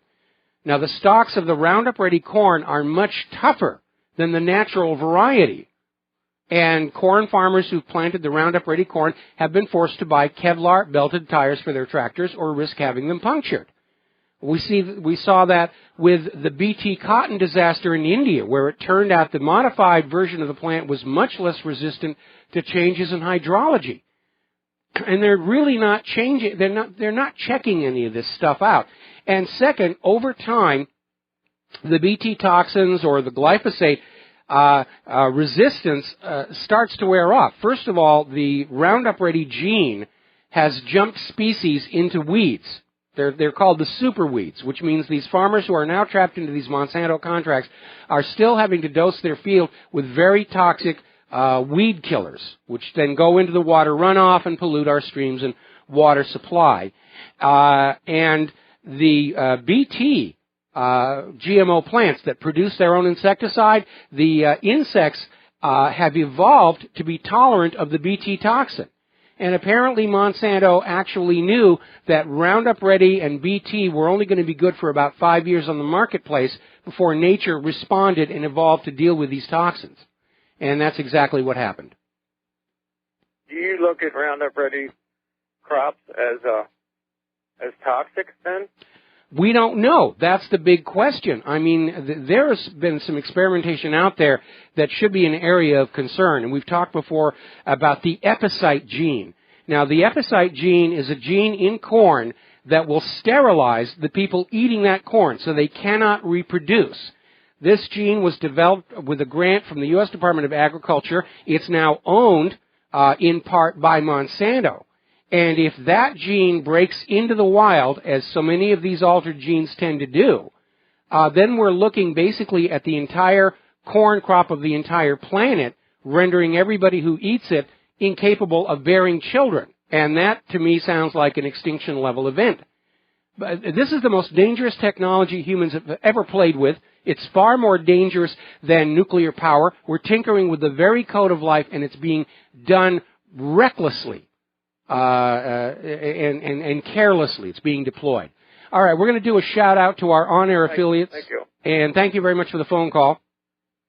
Shout-out to our on-air affiliates who are just now rejoining our network here. And we're going to take a phone call from Mark in North Carolina. Aloha. Welcome to the show. What's on your mind? How you doing there? How you doing, Mike? Let me just make this lower. Okay. While I'm talking to you and listening to you, I wound up turning on Fox News. When I got home, or I call it neocon news, and they're blabbing on now about this stupid thing about charging Russia with hacking into our election, and Obama was talking about it, and Mr. Slick Willie and all this. This is how these. I'm worried that they're going to jack the election just by giving this to Homeland Security, and that's why I'm not worried about the Russians doing anything. I'm worried about this evil, rotten, filthy, treasonous government. I trust Vladimir Putin. Matter of fact, I wish we could somehow change the Constitution temporarily so we could elect Putin as our president. I trust him 1,000 times more than I trust Mr. Slick Willie. I trust him 1,000 times more than I trust Obama. And a lot of these, and I trust him 1,000 times more than these warmongering, chicken hawk, neocons. Well, what they may actually be planning is, they're going to have to deal with a landslide victory for Donald Trump. We have people talking about it could be reversed by the Electoral College. That would trigger a revolution. They could just come on the media and say Hillary won. That could trigger a revolution. So they may be getting ready where if Trump wins the election, they say, well, we're invalidating the election results because we know Russia was coming in and tinkering with our elections. And that, of course, is nonsense. They have absolutely zero proof Russia had anything to do with it. Meanwhile, the courts are filling up with all these cases about election fraud during the Democratic primaries committed by the Democrats. We have it on videotape where these vote registrars who are supposed to be nonpartisan are out there selectively registering Democrats, ignoring Republicans, and they're out there with pro-Hillary and anti-Trump stickers all over their stuff. That's a violation of election law right there. Yeah, but you know what this witch is saying now? She's saying that she didn't mention your show, but I'm sure she means shows like yours. She didn't mention Alex Jones, INFOWARS, and she mentioned Breitbart. She said the word for that is the so-called alt-right. What the alt-right really is the people who listen to and watch the alternate media, who don't trust this rotten media. Don't they understand that's the majority of people in this country, at least the majority informed people? Don't they understand their jig is up? We don't trust them. We don't like them. We don't want them. If they jack this election, I'll be honest with you, I wouldn't be so much against a revolution. If we have a civil, I think it would start with Texas. I think Texas would probably secede from the nation, and you'd have other states starting to secede. I mean, this country wouldn't be worth a bucket of spit anymore if they get away with this. Okay? They occupy this country. These globalist traitors occupy this country. They're destroying it from within. The Russians are not destroying this country at all. As a matter of fact, you know that guy, what's his name, Alexander Dugin? Yes. That they were making out to be like, oh, he's the worst man in the world, that fool, that metal case Glenn Beck. You said he's like the most dangerous man in the world. I looked the guy up, and I heard some interviews with him. I listened to some interviews. He actually speaks English. He has the accent, but he says speak English. This guy makes a lot of sense. He's not what they're making him out to be. He's not a warmonger. He's talking against the globe. Matter of fact, if I had to compare him with anybody, it's like the Russians' version of Alex Jones, or maybe even the Russian version of you. Okay? This guy is not bad at all. He's against this globalist. He's against these people who are destroying this country. Okay? And trying to destroy Russia. And had destroyed Russia back in 1917 when he's the same, when the same big banks and big corporations caused the communist revolution. Matter of fact, they sent Lenin through Germany in a steel train with something like $10 million or $10 billion. I'm not sure, because they wanted to provoke a revolution in Russia at the time. They caused these problems. That's what they're trying to do now. People understand these people are not our friends. This is not really our government. This is a globalist occupying. These are globalist occupiers that are looking to destroy not only the United States, but the world. They want a one-world government. They want to wipe out most of the population in the world. That's when you talk about your what do you call it, your GMO and your vaccines and all that. That's what they want to do. They want to destroy this world. They want to kill most of us. Look at the Georgia Guidestones. That tells you something right there. I believe the Georgia Guidestones, by the way, were put up by were funded by Ted Turner. Okay, that was a mysterious Christian. But everything points to that. But whoever put them up, they tell you right there what they want to do. People understand, folks. These are murdering, vile. They're worse than Nazis. Because the Nazis wanted to kill a bunch of people, but these people want to kill most of us. Did you ever read Rainbow Six, by the way? Yeah, I did. I was just about to mention that. What an awesome book that was. And that told you right there. And there's been other movies and books also saying what these people are up to. But Clancy understood it to a T, And it was an excellent book. And I think it was the best one he ever wrote. And I think that's what these people want. By the way, Brad Thor wrote a book like that, too. Not the book he wrote now. I didn't even get the book he wrote now. He was making Russia to be the bad guy. But the book before that is to try to, a George Soros type, New World Order type, Goldman Sachs type. We're trying to wipe out most of the world's population with a biological attack using disease. Yes. So people understand that these people are up to something. People understand who these people are. They are evil. I know you're an atheist. I think you told me you're an atheist, right? Yes. You don't believe in God? Yes. Obviously you don't believe I don't believe, period. Okay. Well, I do believe there's a devil. And I believe these people are governed by the devil. And they certainly worship the devil. And even if I would not believe it, they believe it. Okay? I believe they worship themselves. Well, look at Bohemian Grove. Look what the rights to have their Bohemian Grove there. Yes. Worshiping that I assume you saw that on YouTube, right? Yeah, the owl. The owl. They infiltrated it. Look at the ceremony they had to put that owl. That owl was really supposed to be the devil. And you saw the Bush family. They love that place. They pass themselves off as Christians. I don't think they're Christians. I think they're Satanists. And I think a lot of these people are Satanists. And, like I said, and even if you don't believe in the devil or whether I believe in the devil or not, it doesn't matter. They believe in it. And they believe they're serving the devil. I would disagree. I think these people, by and large, are like myself. They don't believe in anything. They don't believe in an afterlife. They just understand religion is one of the tools of rulership to keep the population under control. I mean, if you look at the way they're living their life, they certainly don't seem concerned about any punishments after death. The same thing with the clergy who are molesting little tiny children. They don't seem at all concerned that after they die, that they're going to be devils sticking them with pitchforks for all eternity because of what they did with the little kids. But I believe they think they are part of the devil. That's the whole thing. They think they're serving the devil. They don't think there's anything wrong. They think they are serving the devil. I believe they're serving evil, and they know it. That's what it is with these people. I really. Well, we're getting into motives and intentions here, but the net result is still the same. We are living in a country with a totally corrupted, dishonest, deceptive government. They don't want to give up power. They're very scared and panicked right now. You're right. Hillary is ready to throw the First Amendment in the shredder, to shut down the independent media. Even Barack Obama is out there with a comment about how, the internet can't just be the Wild West where anybody's allowed to say anything that they want. And that, too, is a violation of the First Amendment. Yeah, we have a right to say whatever we want. And some people, of course, take advantage of that to say some pretty silly things. But leave it to the people to sort out for themselves what's true and what's not. Because when you have a government that presumes to tell you what to believe and what not to believe, you are living in a dictatorship. Yeah, you're right. You're right. But I believe this government is especially evil. And if they're not satanic, I think they really believe they are serving us. Because I can't imagine anybody that would want to wipe out the majority of the Earth's population. And yet... Well, hang on. I think Rainbow Six went into that in some very accurate detail. Had nothing to do with belief in gods or devils.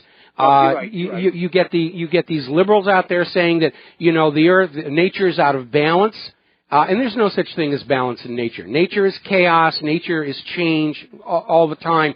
And if you get back to another book by Michael Crichton, The State of Fear, where he went after the carbon Nazis and saying that they're living in a dream world and trying to force everybody to be there.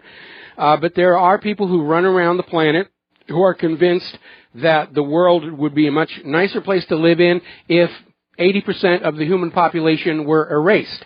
And every time I see somebody like that who says there's a population problem, and I'll say, I agree, population's always going to be a problem. Sex is a lot more fun than dying. But if you want to do something about it, there's a very tall building over there, and you can jump off the top of it and try and hit a banker on your way down. The issue I have with all the population control people is that they want others to die or go without children to transform the world into whatever fantasy land that they have in their skull. And I don't see that kind of power and authority to these individuals. And certainly if you look at George Soros and his dream of the one world government and the new world order and how it's actually worked out for the people of Europe and the United States, you'll realize these people aren't really thinking very clearly. They just have this idea, this dream, this goal, and the old saying, the road to hell is paved with good intentions and lined with sloppy analysis, and that's certainly the case here. Mike, when we talk about a guy like Soros, here's where you and me probably differ a bit. Do you think he really wants to do whatever he says he wants to do? I believe this guy just does it because he's playing evil. He hates people. He hates mankind. He hates freedom. He hates decency. Everything about it we think is decent. He hates the nation state.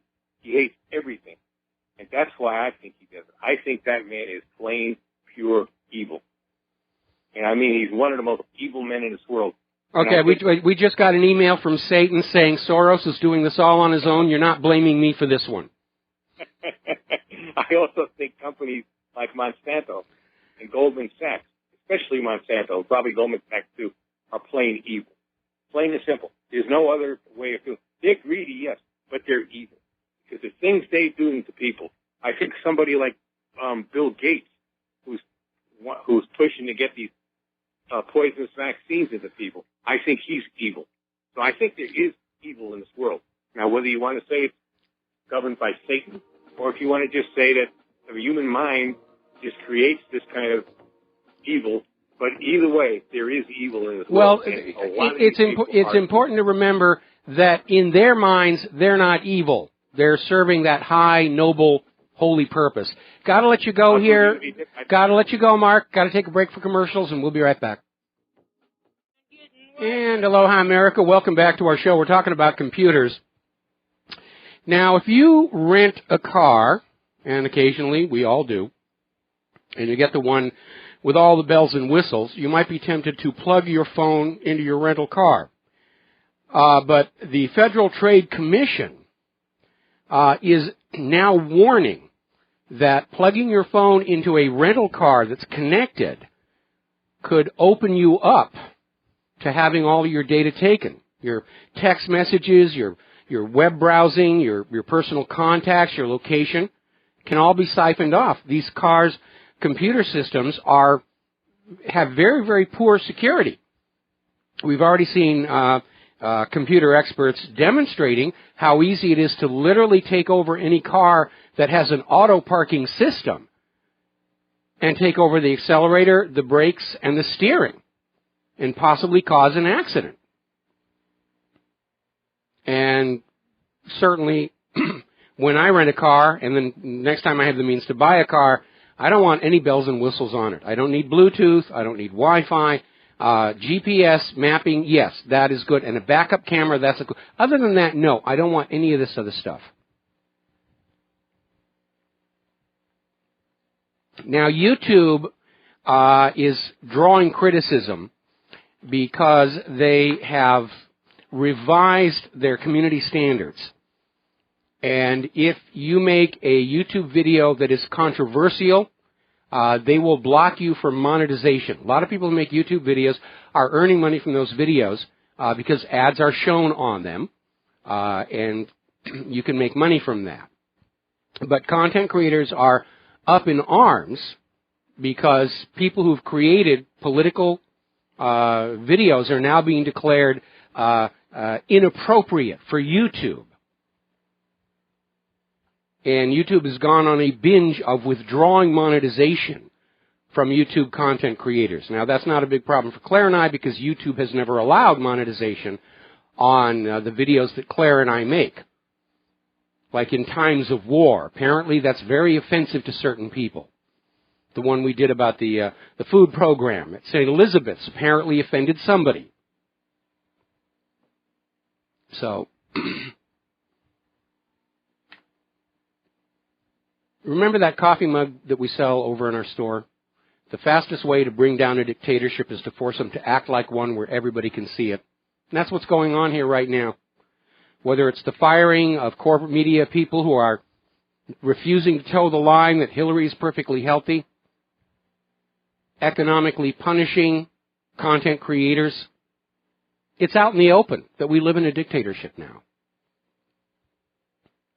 So let's talk about human-caused global warming. As you know, the Farmer's Almanac, the old Farmer's Almanac, is predicting a very, very hard winter this year.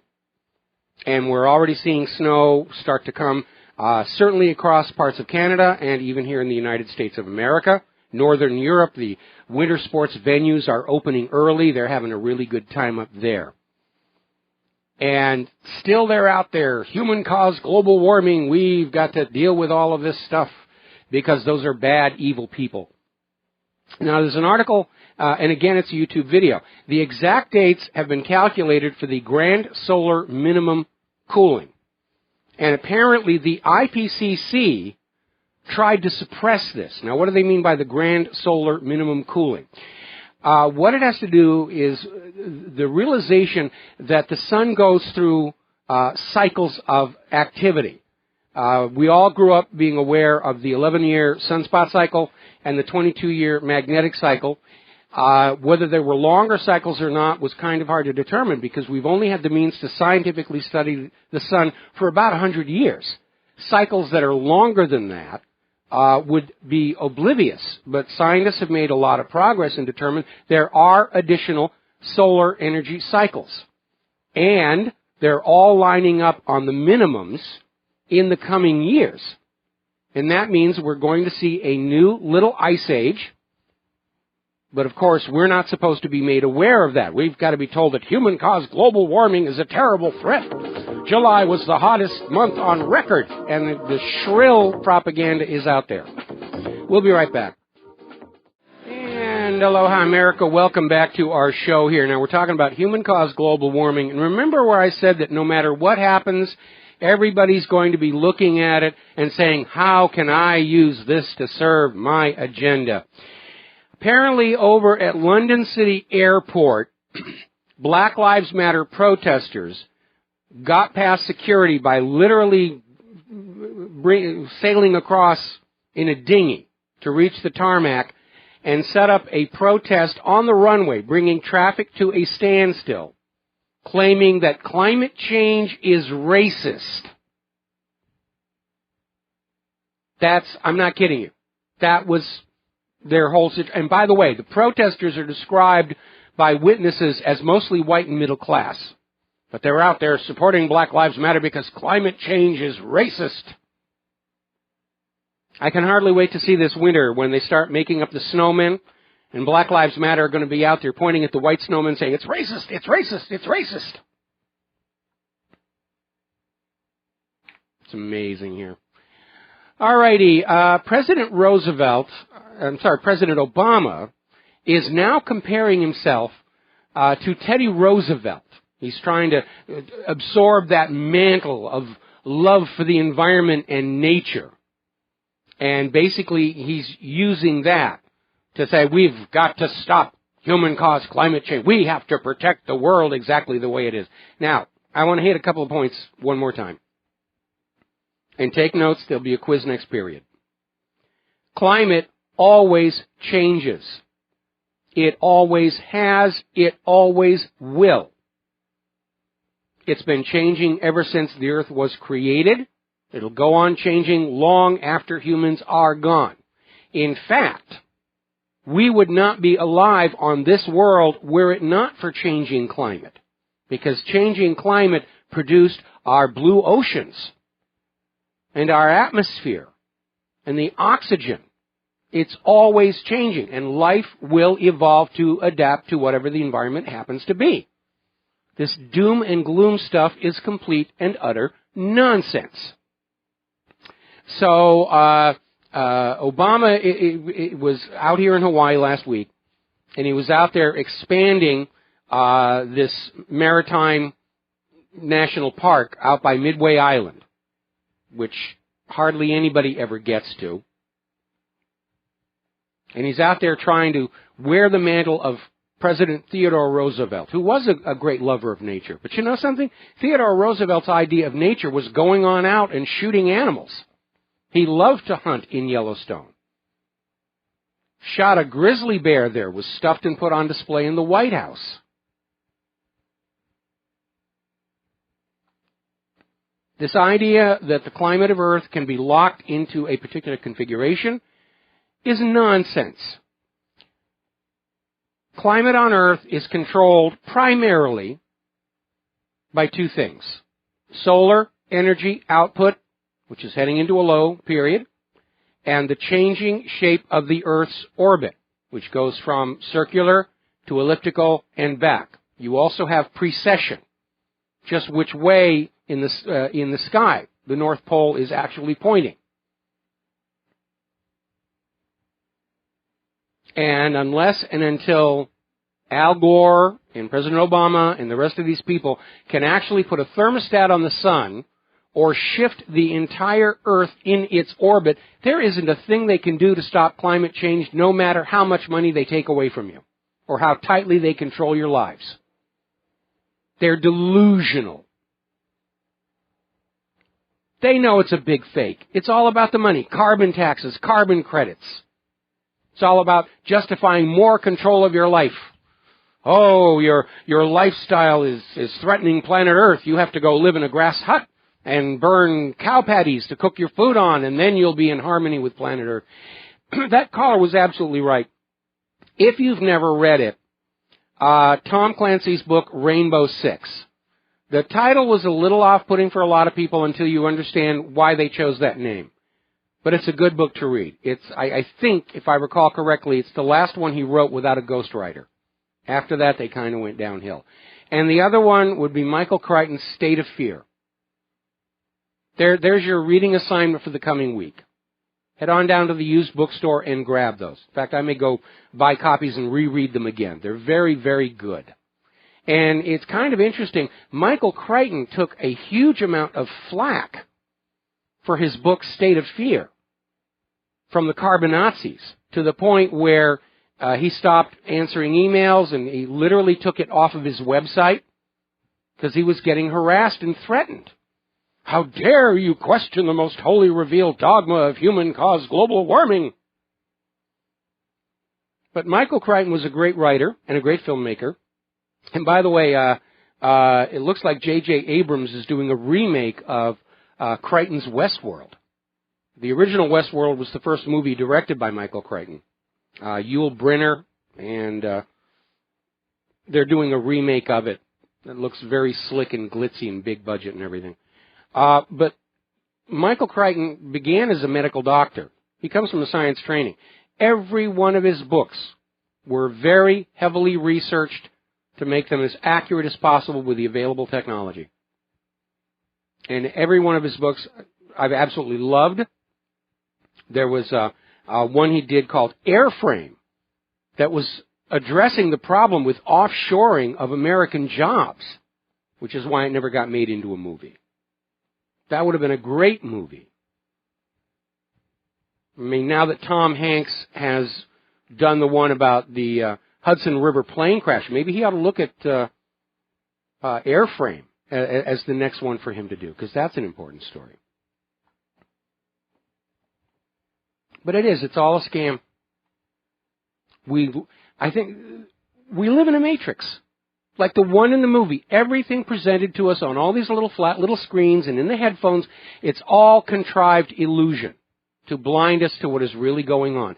That we are a bunch of slaves living in a dictatorship, that our lives are spent making the rich richer and the powerful even more powerful.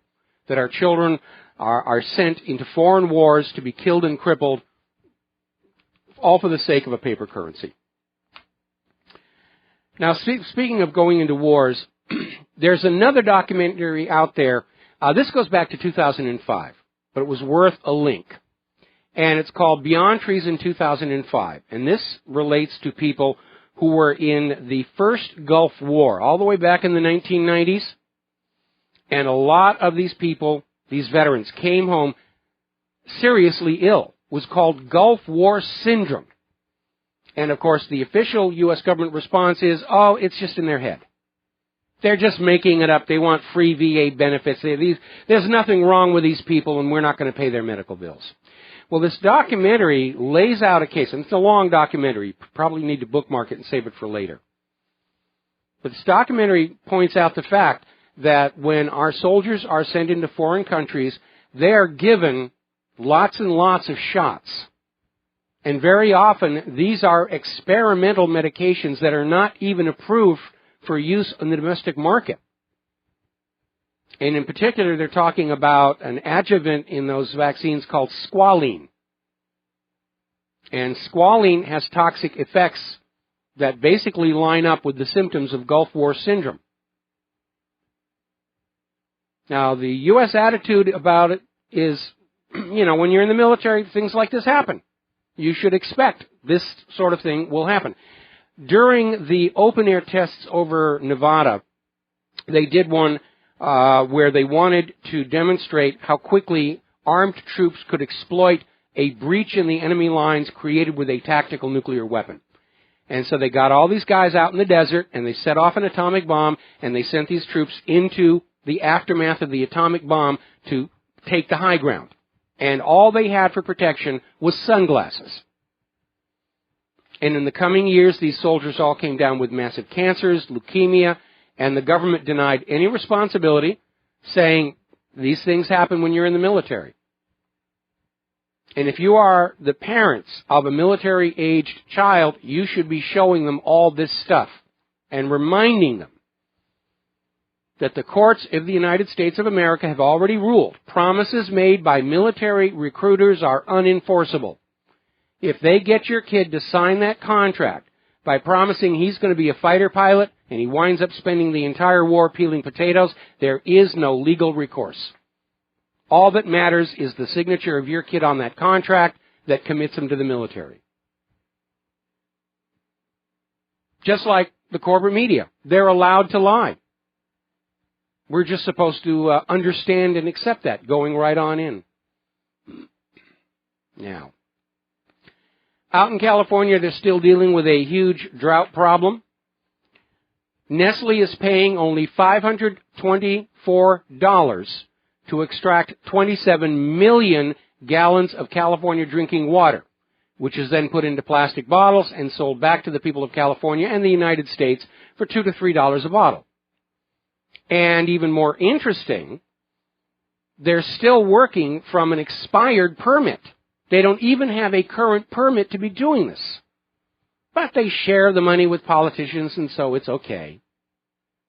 It's all wonderful. Now, last week, there was a bit of a stir in the SETI community. And even the SETI researchers themselves were saying, let's be careful, because Russian radio telescopes had picked up a very strange signal that seemed to be coming from deep out in the universe. And is this finally proof of intelligent civilizations out there? Maybe, maybe not. And it was appropriate for them to be cautious. Other radio telescopes confirmed that the source of the signal was actually a lot closer to Earth. And as it is now turned out, apparently, according to the Register over in Great Britain, the Russian radio telescope had inadvertently intercepted the signal from a secret spy satellite, which apparently isn't as secret as it used to be. So a lot of stuff up there right now. Do you remember the Philae mission? That was the Comet lander. And they flew by the Comet. Was the Rosetta mission.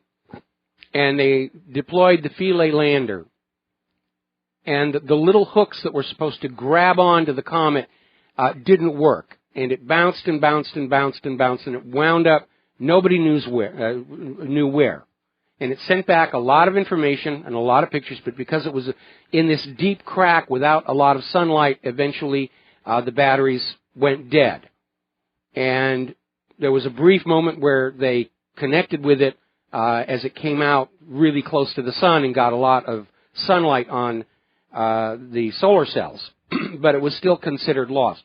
Well, the Rosetta has finally spotted the Philae where it landed, where it finally wound up. And this is a good thing, because one of the things Philae and Rosetta had done were send radio signals right through the comet to ascertain its internal structure. But the data was not really very usable because they didn't know the exact location Philae was sending the signal from. Now they have that. Even shut down, Philae is now sending additional or responsible for additional data about the interior of the comet. That's an exciting thing. It really is. Now, there's another story here. This came out of the Washington Post. And the Washington Post, in between whining about, it's time to stop talking about Hillary's health. It's an old dead issue, and everything. They're reporting that over in Greenland, in a newly exposed outcropping there, they've discovered some fossil stromatolites that date back to 3.7 billion years ago. This may be the oldest evidence of life on Earth. Now, a stromatolite is this construct of bacteria and secretions. And they can form very, very large masses. They feel very slimy. But they're one of the earliest forms of life to emerge on Earth. What makes this interesting is when they die and the whole structure collapses, it forms what is called a microbial mat. And they have seen and imaged similar structures on Mars. We get all this hemming and hawing of could be, maybe, might have been, blah, blah, blah, blah, blah. But it's another piece of evidence. I personally think that NASA is in a state right now of not wanting to declare anything as finally resolved in order to keep the funding going. Maybe there's water on Mars, maybe there isn't. We need more money to find out. Maybe there's life on Mars, maybe there isn't. We need more money to find out. And talking with this gentleman who called in earlier to the show, I certainly cheer on the privatization of space exploration because, to be very honest, they seem to be going about it much more efficiently than NASA did, especially the new NASA. I was actually there when the old NASA, which was run by the scientists and engineers, went away, and the new NASA was born that was run by political appointees and accountants and MBAs, and started some very, very dark times for the agency. But at the same time, and I think I mentioned this the other day, I do think we need a civilian technology incubator of some kind to revitalize our economy. Private companies, when they come up with new technology, they'll keep it to themselves and they'll commercially exploit it, as is their right. Military, when they invent something, by the time it's finally declassified and allowed out into the public, it's totally useless for starting a whole new industry and product line on. The tech boom of the 70s, 80s, and 90s was launched on the technological fallout from the Apollo missions to the moon. And we need something like that again, where we choose a goal and we solve that goal. And along the way, the solutions that we come up with stimulate new products, new technologies, new industries, new jobs. We do need that. And I hope that if Donald Trump does succeed in winning the White House, that he'll make the revitalization of a civilian space program a priority. It may have to be a completely new agency. The old NASA, they're totally corrupted. They're totally on board. The human-caused global warming, a lot of their funding is tied in with that. They've allowed themselves to sell out their honor and integrity. So it may be time for a completely new agency. Just scrap NASA and start over with real scientists who are out there saying, we're going to find out what's really going on, and no, I am not going to hide these results from the American people because it doesn't suit somebody's political agenda. But I do think we need a civilian technology incubator. We will not recapture our manufacturing without one. Got to take a break for commercials. Back with the last segment of our show after these few words. And aloha, America. Welcome back to our show here and last segment of our program today on this Tuesday. And we live in interesting times. That much is very obvious. There is so much going on right now. Every morning, Claire and I will get up and we'll start looking through the news feeds, and it's just so many things are going on right now. And we're looking at the issues of the email investigation for Hillary Clinton, the massive election fraud. We're seeing an establishment that is deathly afraid of its impending collapse, and they're starting to hit the panic button. And it's a dangerous time for everybody involved with the truth movement, and nobody should take that lightly. But like the Founding Fathers, who basically, on signing that Declaration of Independence, were committing high treason. Sometimes you have to make choices. Now, we've had some email conversations with people. Claire wrote a bit of a comment yesterday about what standing up to the Clintons and trying to expose the Foster murder has cost our lives. And it's true that in the early days of my blogging, what motivated me was anger and outrage at the injustice. But over the years, the more I learned, the more obvious it became that the issues really extend way beyond what happened to Claire and I, to the very nature of what our nation has become And it's a very, very ugly reality. And everybody needs to face up to it. We all need to have the courage to stand up to the liars and just scream in their face, we know you're lying. And we're not going to listen to you anymore. Because when we all do that, that's the beginning of the end. That was the case in the former Soviet Union. Because of the samizdat, the Russian people stood up to the Politburo and said, we don't believe you. We can't trust you. We're not going to listen to you. We're not going to do what you tell us to do.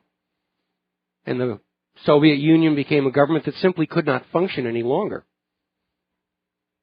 They certainly didn't have the military force to go out and threaten the entire population to do as they're told, and neither does Washington, D.C. Politicians control us through lies, fraud, and deception, and it's time for the deceptions to end. And that's why I keep saying, all of you listening to this program, you are all now part of the independent media. All of you. And you need to take what you learn here, whether it's about the email scandal, pay for play at the State Department, vaccine toxicity, all of that stuff, and gently share it with everybody that you know. Don't overwhelm them with the magnificence of your awareness and everything that you know right now. Just one little thing at a time. Because remember, what traps the population into the government's propaganda is the government making you believe that your identity is part of that. So go gently, but go. Spread the word. We'll be back tomorrow. Aloha, America.